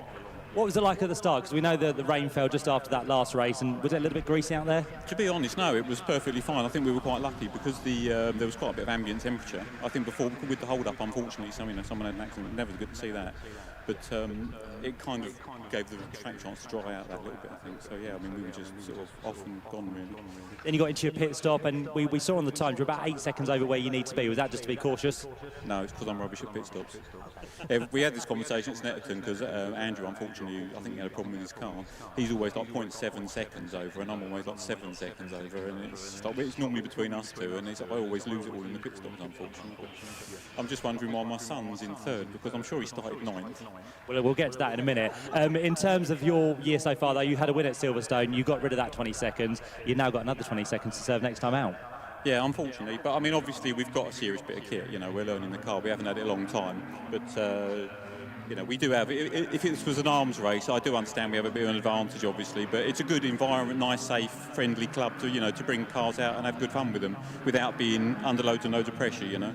Stuff. Well, Richard, congratulations. We'll have a quick chat if we can with Archie, who's over here. We've got the cars on the grid for the tin tops as well. Archie, very quickly, a word with you. Second place there, another good result for the Ginetta. Yeah, it's going well. I thought it would be a bit trickier. We didn't get many laps yesterday, so didn't know what to expect today, so quite happy to come away with second. In these races with the Slick Series, do you kind of know where you are, what's going on? Lots of traffic to lap as well. You don't really know where you are until the end of the race, because you could have a good quali, but it doesn't matter. Like, you could have someone behind you, and then you catch up to the back markers, and it just changes the whole race. Well, good result. Well done, Archie. Many congratulations to you. Let's have a quick chat as well with Michael. A well-deserved result there for Michael. Michael, what a story for you. First time in the car racing it. You've got it from your dad. You picked up third place. You're in the mix of it. What a great race for you. Yeah, it was a brilliant race. I mean, starting P9 and ending P3 is totally brilliant. I didn't think we could finish like that. Obviously, we had a problem in qualifying, which meant I had a puncture, which meant we started 9th, which was a bit disappointing, but I'm really happy that we got P3, especially in the GT4 car. I mean, the car in first is a GT3 car. To do that when GT4 cars usually get lapped on a normal GP day is brilliant.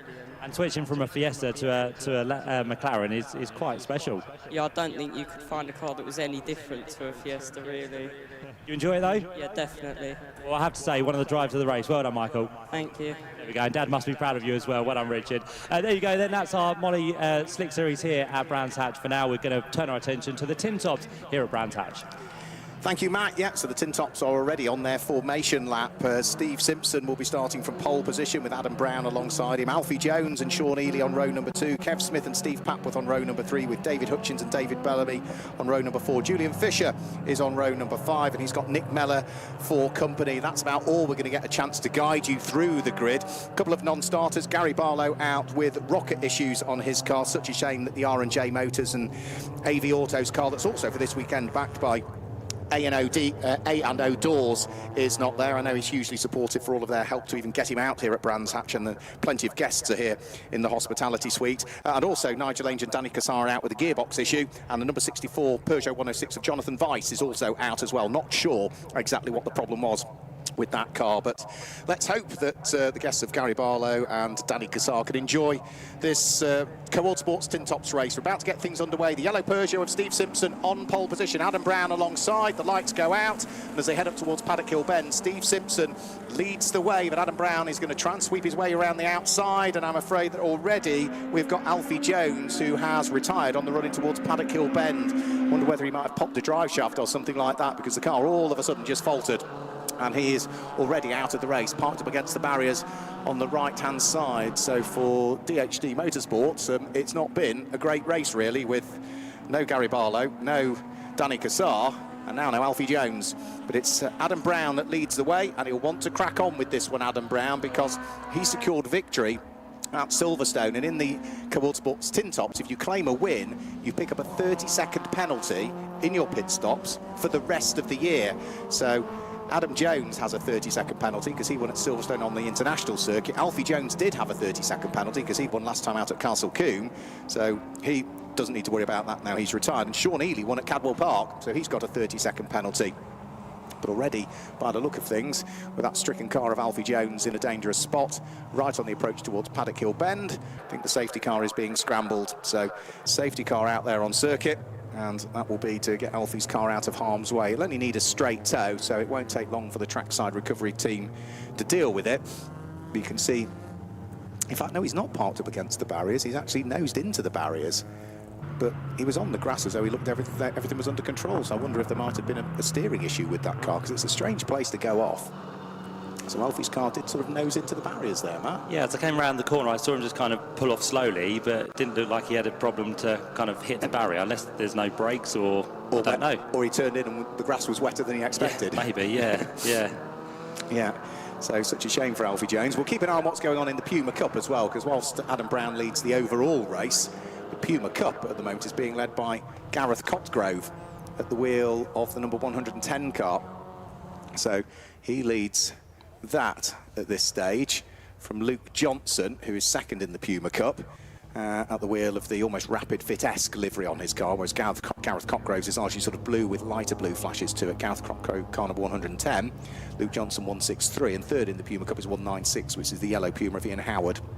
So those are your front three cars in the Puma Cup, which is a very, very affordable way to go racing in the little 1.7 Z-Tech engine machines, which actually is a Honda-derived engine that the Pumas ran.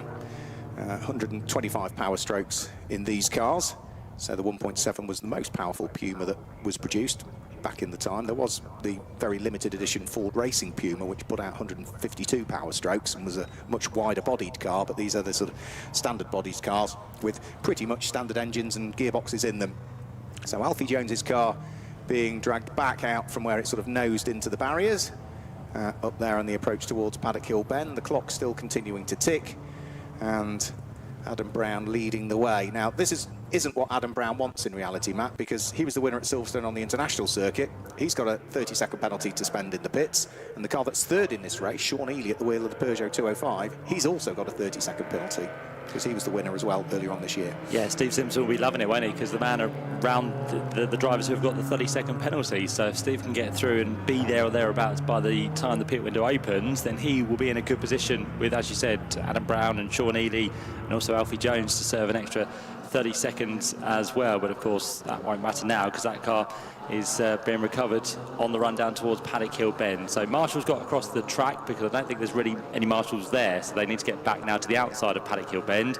The other one will walk down to Graham Hill Bend, and that car, the Honda Civic, has just been towed back now, isn't it? So once it's into the place of safety, it will be good, and we'll get the safety car into the pit lane and back underway, but not this time. They're not quite into a place of safety. So one more safety car lap, then we should be good to go, and we won't be far away then from the pit window opening. We won't, no. So some cars might opt to come straight into the pit lane immediately. So trackside recovery have almost got Alfie Jones's car out of harm's way, but it's still slightly onto the circuit at the moment, should anything happen at the restart of this one.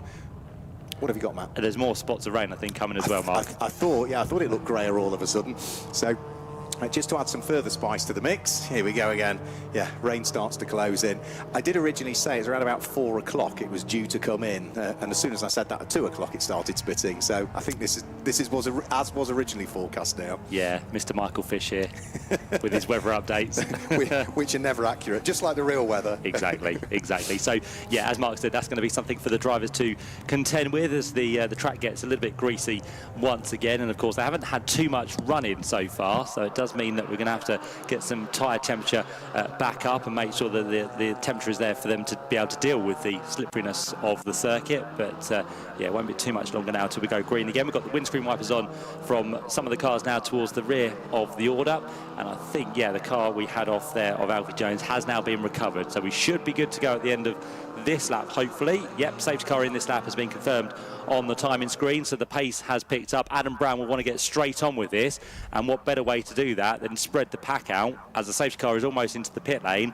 Adam Brown and, by the looks of it, Steve Simpson are away from the rest of the pack, and if Adam Brown gets this right, he'll be up the road and those two will be on their own for the green flag. Yeah, and quite why Sean Ely is hanging so far back, I'm not quite sure, because you'd have thought he'd be a lot closer to them. So we get the race back underway, and Adam Brown and Stephen Simpson go over the start-finish line. Here comes Sean Ely in 3rd place, Steve Papworth 4th, Kev Smith in 5th place, and it's going to be David Bellamy who is there in 6th position at the wheel of his giant-killing Class E Peugeot 106 at this stage. Dave Hutchins is next up, but we have got one that's dived for the pit lane nice and early, and that is Nick Mellor in the number 51 Renault. Is in right at the sharp end, but that can't be for a mandatory pit stop because the pit window isn't open for another 3 and a bit minutes. No, he was very slow at the restart and everyone was getting a little bit held up behind him, so there's obviously an issue as the team looked towards the left front, so maybe some issues there for the team to have a look at, as now the Puma goes down the inside line. So that's going to be the 110 machine of Gareth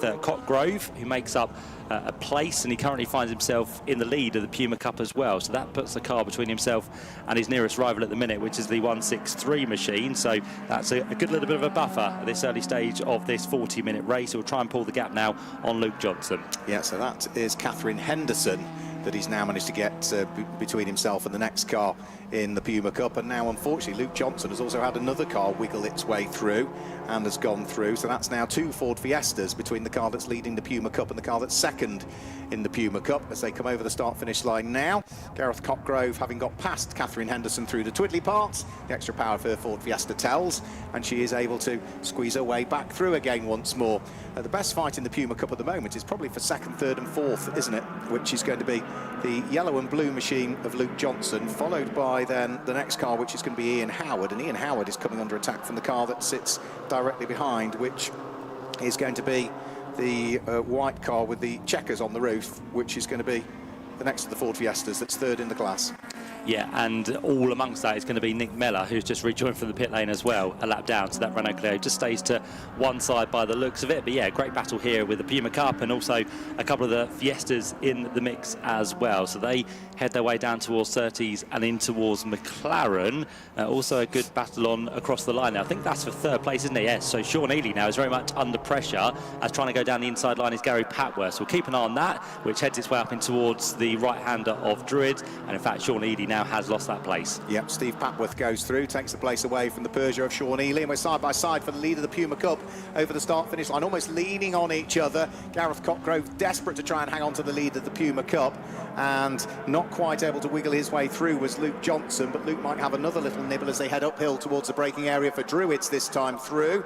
Is there a gap? No, Gareth Cotgrove covers it off, so nose to tail for the lead of the Puma Cup, and I think Luke Johnson might have just put the front bumper onto the rear bumper of Gareth Cotgrove there, but actually Luke Johnson was the one that became a little bit unsettled as a result of that. Yeah, definitely a little nudge, wasn't there, in towards Druids there. So as you rightly said, Luke Johnson does lose out. They've also got to deal with Mark Walton here in that Ford Fiesta, so the number 4 machine trying to get a bit of a wriggle on down the Cooper Straight, but can't quite get the way through there. But yeah, all these Fiestas now muscled in with the Pumas, so having a good battle in the class and also overall as well. And then the other two in there as well is going to be the shared car, the number 152 machine, which has been started by Nick Fulljames. That's a 3rd of the Pumas you can see in shop, and then across the line in 4th in that class is the 196 machine, Ian Howard. So they are your 4 together. Well, I think Zach Bagwell's got through and ahead of Ian Howard, isn't he? Because the silver car now is ahead of the yellow one. So, yeah, Zach Bagwell's gone through. And Ian Howard, who was, I think he was fastest of the Puma Cup cars for a good chunk of qualifying and qualified on pole in the Puma Cup. He's now down to 5th in the Puma Cup in race conditions. So, race hasn't quite worked out for him as he would have wished. Adam Brown still leading the way. Best lap of the race he set a couple of laps ago was 54 seconds exactly, 54.000 seconds. He leads by 2.5 seconds from Steve Simpson, but remember, our race leader is going to have to stop for an extra 30 seconds in the pits relative to that yellow Peugeot that's there in second place, and the pit window is now open. Yeah, and he's gaining the gap over the rest of the field, though, isn't he? 15 seconds clear now of Steve Papworth in 3rd place. So that's a good buffer, which he'll be trying to hope that grows over the next 10 or so minutes as the Fiestas and Pumas, almost like their own Ford Championship, isn't it, as they come across the line. Down towards Paddock Hill Bend they go. Still at the head of that in the Puma class is the 110 machine of Gareth Cockgrove. He's still got that buffer of the Fiesta between himself and Luke Johnson as it stands, so they turn their way through Paddock Hill Bend as the 177 machine tries to escape all of this now. So Catherine Henderson in the red and black Fiesta, just a couple of cars up the road as it stands, as one of the Pumas unfortunately gets a little bit out of control there. That was Nick Fulljames, wasn't it? Yeah, right across the nose of Ian Howard, who unfortunately had to dive on the brakes to avoid clattering into the side of that Peugeot, and he's sideways again, Nick Fulljames, on the exit of Graham Hill Bend. So just struggling a little bit with rear grip on that car at this stage, and they need to be careful here because they're about to be lapped by Adam Brown, who's trying to squeeze his way at the inside of those Ford Fiestas as well, and just about avoids making contact with any of them. But Adam Brown keen to get on with it because he knows the task in hand is to try and build some sort of advantage to overcome the additional 30 seconds that he'll have to spend into the pits. Into the pit lane has come Alan Wiltshire, number 45, the wheel of his red Ford Fiesta. This will be for his mandatory pit stop. We've also got Luke Johnson in and Ian Howard in their respective Ford Pumas in the pit lane to serve their stops. Yep, so a few of them deciding to take that early, get it out the way, done and dusted, as again it gets quite tight up there towards the right-hander of Clearways as they all try and squeeze their way through in their respective battles for the time being. So onto the start-finish line we go once again. This is a bit of lappery for some of the quicker cars then as they head their way down towards Paddock Hill Bend. You've got in there at the minute Sean Ely. He is a little bit further back actually. Whereabouts is he on track? He's just turned his way, through Druid. So this is going to be actually for 5th, 6th and 7th place, isn't it? So the leader of those cars is the 420 machine of Kev Smith as he turns his way now down towards Graham Hill Bend, but as I said, doing a bit of lappery at the same time. So just trying to work out who is who in that one. But yeah, he's definitely clearing the 420 machine. I think the other two have pretty much got their way through as well. Involved in that is going to be the 98 machine of David Bellamy, and then also you've got the shared car of number 24, which has made its way through now as well, which is started by Danny Harrison, very shortly to be taken over from Michael Wheeler, who we briefly spoke to down there in the pit lane after jumping out of his McLaren 570S. And then we've got another dice going on here between the 44 and 40 machine. That's Matt Churton, who's trying to squeeze his way through here with a bit of traffic of Martin Jordan. Yeah, so wherever you look, there are some great little battles going on. We ought to say into the pit lane has come Steve Simpson. So the Peugeot 206 RC that was in second place overall in the race has now dived its way in towards the pit lane. So Dave Hutchinson is in the pit lane as well. We've seen him racing with his son in the CSCC tin tops in the past. We see less of Dave racing in this series now, but it's good to see him out at the wheel of the IT Cycle backed Honda, and he qualified 7th on the grid and will rejoin probably in the mid-teens, I would have thought, by the time he's cycled through his pit stop. Remember, it is 1 minute and 30 seconds. The pits, you cannot be any shorter than that, and he's going to be well and truly the right side of it with 1 minute and 42 his pit stop, so that's a good pit stop. Yeah, 12 seconds over, which is always handy. Would have been probably ideal a little bit closer to 1 minute 30, but that's good news for that team as it heads back out. Adam Brown continues then to lead, 19 seconds now clear of the number 14 machine, so Steve Papworth is the man now up into second place, whilst Steve Simpson finds himself in the pits. The Peugeot now does head back out, so Steve Simpson is done, and hopefully for him that was good. Yeah, 1:34, so 4 seconds over, but that is a green tick from us.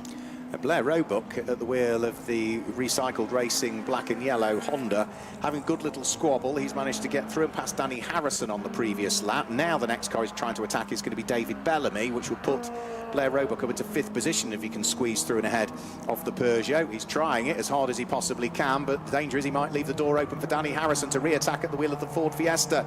Yeah, the Brisky Racing machine goes back through, so just as Blair Roebuck gains one place, he looks to gain another and loses out. The car ahead of them, Kev Smith, who was in 4th place, dives to the pit lane this time, and Blair Roebuck in a straight line. It might be a slightly older Honda, but he can again get back past the Ford Fiesta, retakes the place again from Danny Harrison. Good fight, that. Certainly is, yeah. And David Bellamy just up the road in the number 98 machine, so that dives now through Paddock Hill Bend, but Blair Roebuck is going to be on the defence once more up towards Druids, as behind the Fiesta tries to find the line around the outside, which is not quite going to work at the minute for Danny Harrison, but still attacking the back end as much as possible. Is it going to be a late move down towards Graham Hill Bend? Doesn't look like it.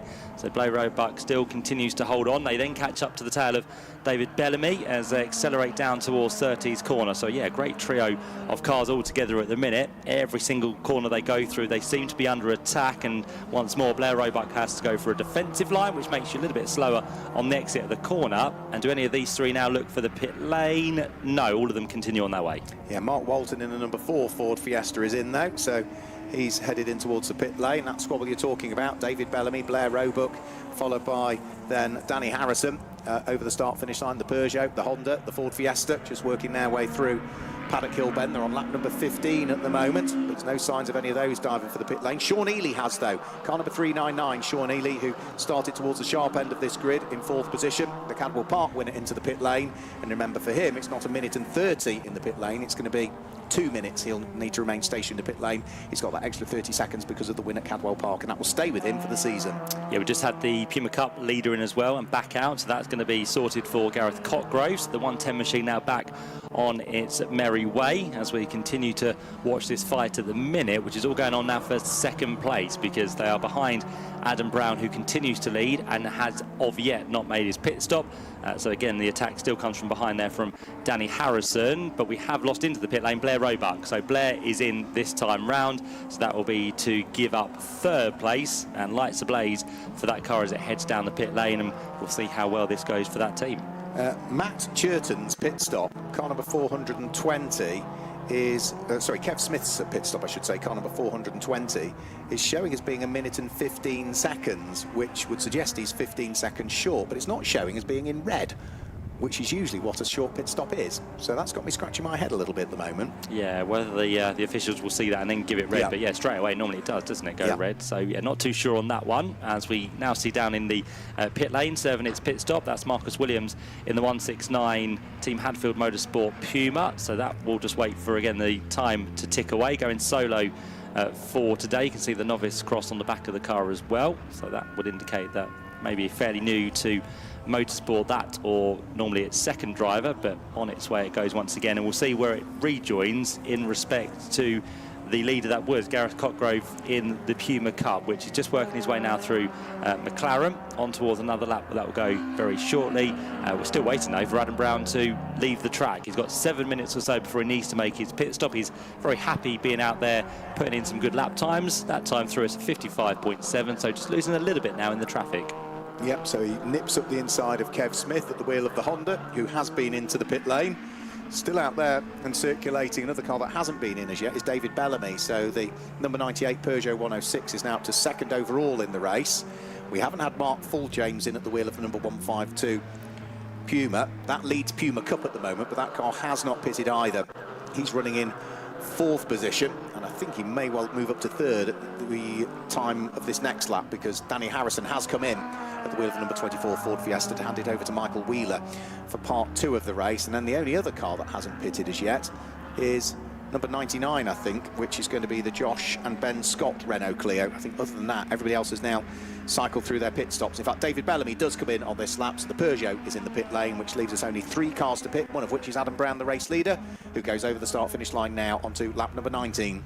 Yep, just a few then to serve their pit stops within this race, as a couple of them now leave the pit lane, including the 24 machine of what's going to be Michael Wheeler behind the wheel. So let's see how he's adapted from McLaren to Ford Fiesta as he gets himself back into this race, and we'll see if that can be a battle which continues inside the top 5. It'd be nice to see Michael Wheeler once again back up there after a back-to-back race here at Brands Hatch. Still waiting for the rejoining David Bellamy to head back out, which he'll do in due course. And then, as Mark said, 3 more cars still to serve that pit stop, including Adam Brown, who continues to lead this race by a massive margin, but of course we still need to see him in for what's going to be 2 minutes, the 90 seconds mandatory and the 30 seconds for his win earlier on in the season as well. As that all happens, up now into second place has gone Steve Simpson. So the man who started on pole position with his pit stop served has now made his way back through, and now is going to be the time to see what happens, because finally Adam Brown is into the pits. Yep, so Adam Brown dives to the pit lane. He was a lap and a bit ahead of Steve Simpson, but he really needs to be 2 laps ahead to keep on to the lead of this race. Ought to say we've also had Dave Hutchins retire. I think I saw his car retire down onto the inside of Paddock Hill Bend, where the old rallycross track used to be. So I think that's one car that's now disappearing down through the order. It certainly looked like his car, and he is, 10 places down from where he was on the previous lap. Make that 11, yes, so I think it was his car that had retired. And so with Adam Brown in the pits, remember his pit stop needs to be 1 minute and 30 seconds plus the extra 30 for the win that he took at Silverstone on the national circuit. There's another car that looks as though it might be short on the pit stop, and that is car number 16, James Wilson, at the wheel of the MGZR. His is showing as only being 1 minute and 22 in the pit lane, so that would indicate that he is sort of the best part of 7 3/4 seconds short on a pit stop. Yeah, very bizarre, isn't it? Whether there's some transponder issues, not too sure, but definitely all of those seem to be shorter than they should be. So we wait for what's going to be Steve Simpson to come through in the 62 car. He'll be through very shortly, and Adam Brown will then be heading back out of the pit lane. But where they are in respect to each other will be quite interesting, because Adam Brown has stayed out there. With that time he spent out there, did he do any quicker lap times? Was Steve Simpson held up with traffic? Was Adam Brown held up with traffic? These are the questions which will decide the race, with what's going to be 18.5 minutes to go. Yes, so Steve Simpson over the start-finish line. Adam Brown still stationary in the pit lane at the moment, with the clock still ticking away. So Steve Simpson in the number 62 yellow Peugeot 206 picks up the lead of the race. And then we'll see where Kev Smith comes through. Kev Smith at the wheel of the Honda, through and over the start-finish line now. That should put him second in the race, which it does. Through into third. Are we going to see Steve Papworth beat Adam Brown out of the pit lane? I'm not sure we are, because Adam Brown is about to leave the pit lane now as the number 14 Honda of Steve Papworth comes over the start-finish line. So Adam Brown out onto the track in third place, but still trying to get up to speed. Steve Papworth is just going to be behind him as they head out of Paddock Hill Bend. So Adam Brown third in the race, following his pit stop with that extra time penalty for the win at Silverstone on the international circuit. Yeah, just wondering if there was a slight issue with the car for Adam Brown, because the team were pushing him away and it was kind of jolting, so whether a clutch issue or something with the starter. But yeah, Adam Brown definitely needed some help to get back into the action, but he has rejoined, and his time was absolutely fine, wasn't it? Yeah, well over 2 minutes. 7 seconds longer than he needed to. Yeah, so yeah, he's maybe given that away, hasn't he? And now he's got to do the chasing to try and get past those 2 cars. We've got a car which is off in the gravel, actually, at Paddock Hill Bend as well, at the top of it. And yes, can't quite tell whom that might be. It's a Ford Fiesta and it's red, so I'm guessing number 53, Gareth Lehane. Cool, you're good at this, Mark, aren't you? Absolutely correct. Right, so Brand knows Brands Hatch well, does Gareth, so he's just stopped before the barriers, hasn't he? I'm sure he didn't want to know that part of Brands Hatch too well, though, did he? But, no, less familiar with that part. Yeah, it's quite deep up there as well, so he's really buried the right front, unfortunately. So that does mean we go safety car. So all pit stops completed, which is good. So we don't have kind of any insufficient people in wrong places. Good news for Adam Brown, because it was 28 seconds behind the leader. That now effectively will be eradicated. It will, but it depends where he is relative to the race leader. As the safety car managed to grab the race leader, it's waiting down at the exit of the back entrance to the Grand Prix area to pick up the race leader. The race leader is the number 62 Peugeot, and is there going to be a sufficient gap for him to squeeze his way out onto track? So there's another 3 or 4 cars, maybe half a dozen cars to come through before the safety car will work its way out onto circuit, and then it will wave past cars to make sure it's got the race leader behind it. So whilst we're under safety car, let me guide you through the order then for the Quad Sports Tin Tops and the Puma Cup. Car number 62, Steve Simpson, leads the way in the Peugeot. Second place, 420, the Honda of Kev Smith. Third place, number 1, the Ford Fiesta of Adam Brown. And fourth place, number 14, another Honda, Steve Papworth. Fifth place, it's another Honda, the Civic of Blair Roebuck, number 5. Number 2 in fifth place. And sixth place is number 40, Matt Churton, with his Renault. Seventh place is 98, David Bellamy with his Peugeot. Eighth place is another Ford Fiesta, number 24, in the hands of Michael Wheeler. Ninth place is number 20, that's going to be another Ford Fiesta, Julian Fisher, completing the top 10. Car number 399, Sean Ely. As for the Puma Cup, car number 110, Gareth Cotgrove, still leads the Puma Cup at this stage. But if he looks in his mirrors, Matt, he's got the car that's second in the Puma Cup, Luke Johnson, right behind him. The car of Luke Johnson, car number 163. They're fighting over 13th and 14th overall. Yeah, can't get rid of him, can he, in this race? He's been with him pretty much since the start. So that is going to be a great Puma Cup battle when it does resume after this safety car period. Pit window is almost closed. So to be fair, if you could have just risked it a little bit longer, they might have just benefited from that with the pit window only now just closing. So yeah, through goes Steve Simpson, now being collected by the safety car. There's 5 cars between him and the second place machine of what's going to be Kev Smith, and then behind that there's another 4 cars between him and Adam Brown. You say second place Kev Smith, yeah, but second place on the road Kev Smith. I remember me saying his pit stop and looked as though it was short. It was rather than 1 minute and 30 seconds, it was 1 minute and 15. Well, he has now got a 44.916 second penalty, so that's the amount he was short plus 30 seconds, which means that surely also the other car that was a little bit short on pit stop may also have some additional time that it needs to serve. I can't recall what the other car was that I said was short on pit stop time. That was about 110, wasn't it, I think? It was car number 16, wasn't it? That was the other one that was short on pit stop time, and that must mean that surely at some point James Wilson will be getting a penalty as well of about 37 seconds or something like that. Yeah, he's just got the red mark actually next to his name now. So there we go. There we go. So eagle-eyed Mark there, spotting the drivers with less time spent in the pits they should have done, and of course the officials would have seen all of that data on that screen anyway. So they've got round to it. They've seen what's happened, and of course they'll then usher these penalties out. So there's plenty of people to spot that down in pit lane, and of course the transponder never lies either. No, it doesn't. No, I said 37 seconds. I'll correct myself. 37.687 seconds is his pit stop. Is his additional time that will be added to his race time. So recovery now underway for the Fiesta, which we have unfortunately in the gravel trap at the top of Paddock Hill Bend. So that is now going to be pulled by our telehandler, and then once clear, Gareth Lahane's car will be ushered to a place of safety out the way. But we are losing time here, of course, so the time continues to tick away in this 40-minute race. As I said, there'll be probably about 5 cars between the top 2, 4 cars between second and third. So I'm sure those quicker drivers will make light work of the traffic, but of course they cannot overtake until they get to the line when the green flags wave once again. So if they've got a few slower cars ahead of them who aren't on the ball, then they might lose a little bit more time in the process. Yeah, I think that where the battle will be once we get things back underway will probably be between the number 1 car of Adam Brown, who has got Steve Papworth right behind him, and then there's a Ford Puma before we then get Blair Roebuck behind that, and that ultimately will be on track, the fight for 3rd, 4th and 5th position before any additional time penalties, i.e. Kev Smith, are taken into account. Yep, and of course the Puma Cup battle will once again intensify between Gareth Cotgrove and Luke Johnson. With them, within the space of 0.6 of a second, is also Catherine Henderson. So she's been there or thereabouts with those 2 Pumas for most of the race as well. So we'll keep an eye on what she can do to try and get herself up from a 15th place where she currently runs in the order at the minute. So yeah, lots to look out for. The one that lost out a little bit further as well, as we said, with the 30 seconds to be applied, was Sean Ely. So it'll be interesting to see what he can do, as he currently sits in 10th position. But unfortunately, he has now fallen a lap down. So as high as he's going to go, I think we'll be just up to 9th place. Yeah, it's always going to be tough, isn't it, when you've got an extra 30 seconds to spend in the pit lane, and it's the shortest circuit in which they'll race on in the season. You know, you're lapping in at race pace 54, 55, 56 seconds, depending on what you're doing. You're always going to lose an extra half a lap relative to everybody else.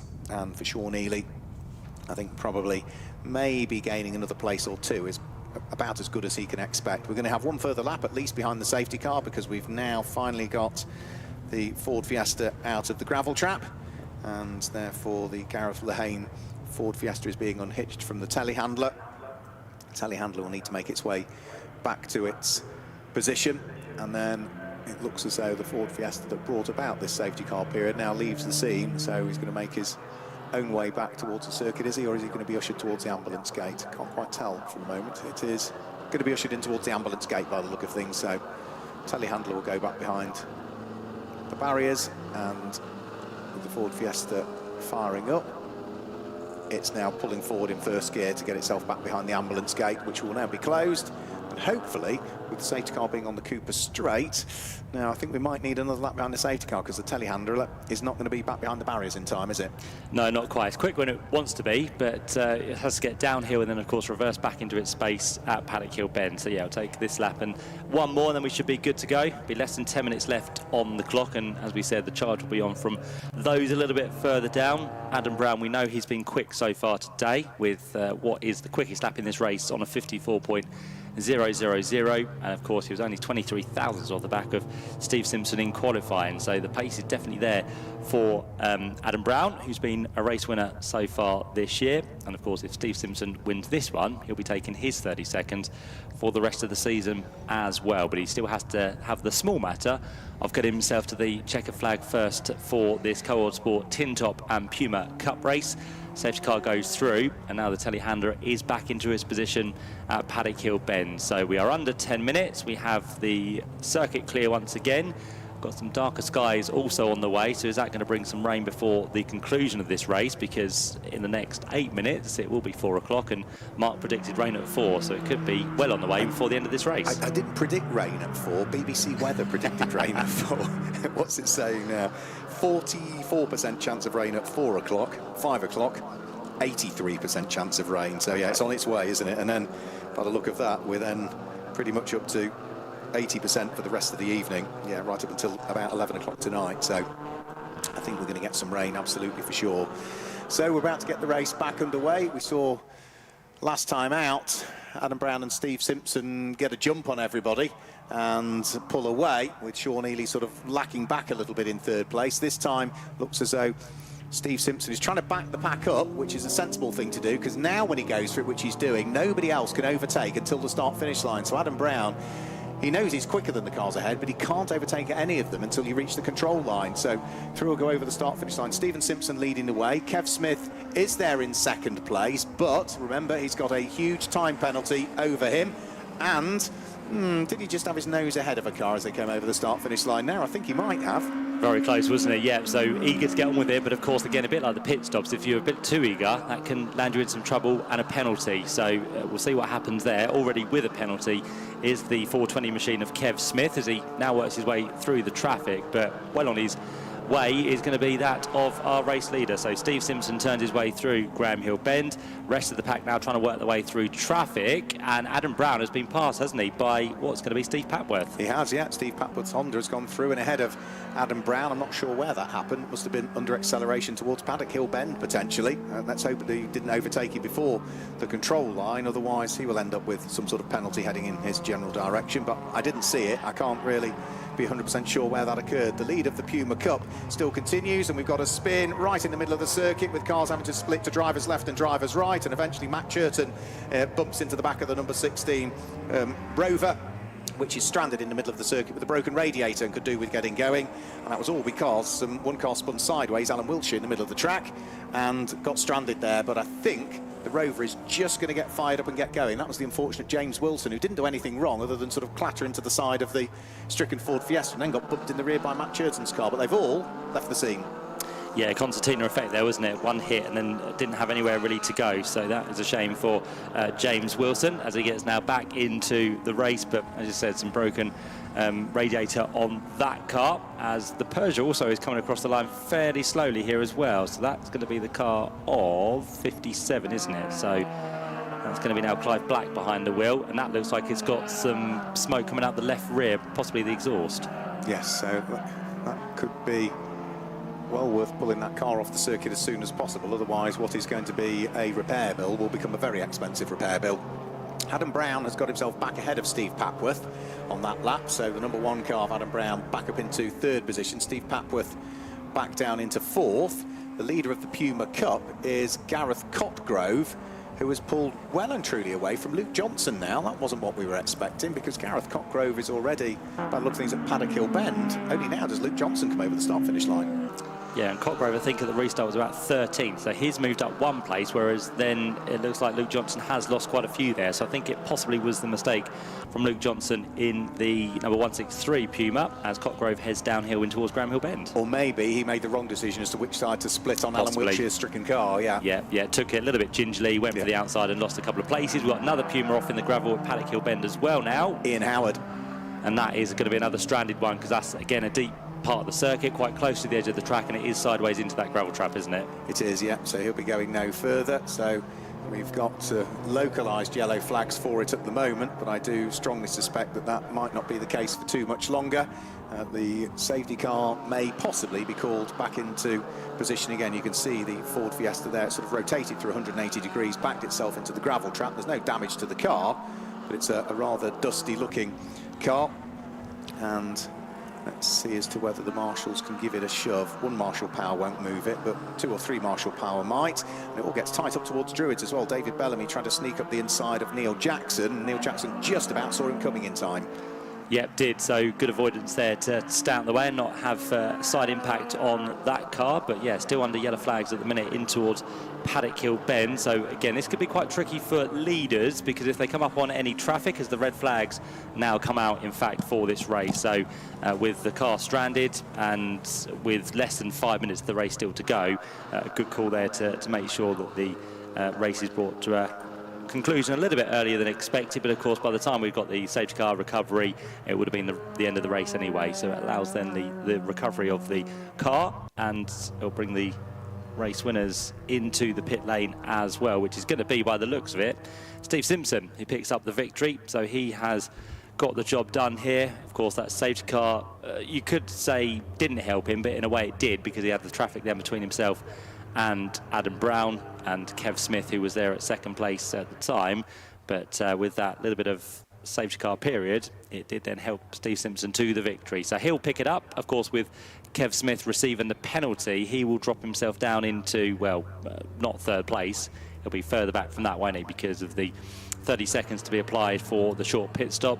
So Adam Brown will be up into 2nd place, and then it will be Steve Papworth, by the looks of it, up into 3rd place. So it's going to be a Class B1 car that wins, Class C car that finishes in 2nd, and a Class A car which finishes in 3rd place in the end. So all of those will be talking to Mark very shortly. In terms of the Puma Cup, it will be a win then to the man who's pretty much led the entirety of the race, which is Gareth Cotgrove. So he'll be picking up the spoils in the Puma Cup. 2nd place will go the way of Luke Johnson. So again, he did fall a little bit further back from Gareth towards the end, but still 2nd place on the road it will be. And then 3rd place for the 117 machine in the end, which will be Zach Bagwell. So that is your top 3 within the Puma Cup as well. Steve Simpson will bring himself into pit lane. Hopefully he'll be stopped. I'm not too sure anyone's quite on hand down there at the minute. So unfortunately, we haven't got our team down there just yet. So through goes our race winner. 2nd place of what's going to be Adam Brown will be hopefully pulled to one side. I know Mark's probably frantically trying to get down the stairs, but take it easily, Mark, and we'll see if Adam Brown can be brought in. Steve Simpson has unfortunately gone through the tunnel. Adam Brown is hopefully going to be pulled in, but no, he's going to maybe go through as well. Kev Smith is there. He's got the penalty, of course, so he'll go on his way. And then Steve Papworth has gone through as well, so that's a bit of a shame for our top 3, but we'll see if there's anyone else down there we can grab a quick word with, and we'll get confirmation of the result for you as well. That's all just coming through as the checker flag has been shown on the screen, so that is now confirmation of that result for the drivers. And then our Puma Cup winner of Gareth Cotgrove will drive his way down the pit lane as well. And it might be a good word to grab the Puma drivers, because they gave us pretty much one of the drives of the race there. And I think Mark is on standby, maybe with some news from the pit lane. I failed miserably, haven't I? I failed absolutely miserably. The only driver I might be able to chat to is Adam Brown, and that's purely because I think there might have been a problem with his car. And as soon as he's got to the end of the pit lane, he's he's stopped it. So I'm going to just try and sneak across in front of a couple of cars here and see if I can grab a quick word with Adam, because all the other cars have all been ushered straight through, but Adam Brown has stopped, so we may as well have a quick word with Adam just as the rain starts to fall again. Adam, it was always going to be difficult with a 30-second penalty with following your win at Silverstone on the international circuit, but you made a good fist of it. Yeah, I decided to make it harder for myself by giving myself no clutch for 3/4 of the race as well. So that was a bit difficult in the pit stop, but we managed to get going again after we were stationary for the allotted time. But I was thankful to see the safety car due to the no clutch. I just wanted to nurse it home. I think I finished P2, I think, but it was a good race. We showed good pace, so that was good. We guessed something might be wrong by the way that all the team were trying to push you at the end of the pit stop, so we called it right. Yeah, definitely. I mean, I lost the clutch on probably about 2 laps before the pit window. Decided to box early just to see if they could see anything wrong with it. They couldn't see anything, so I thought, right, let's just go for it then. I said to him, you need to push me because I ain't getting this going again without a clutch, but we just went for it instead. Well done, we'll leave it there because I think they want to move your car out of harm's way. So well done to Adam Brown. We'll catch up with him later on in the weekend or later on in the season. He'll then, of course, still carry that 30-second penalty for the rest of the 2025 season in the Classic Sports Car Club. If you're watching the live stream, I'm afraid that's all of our racing done from here today at Brands Hatch. If you're here at the circuit, we've still got some qualifying coming up for you. So from Matt Suckling and myself, Mark Werrell, if you're watching the stream, we'll say goodbye and we'll see you here tomorrow. Brands Britannia, Day 2.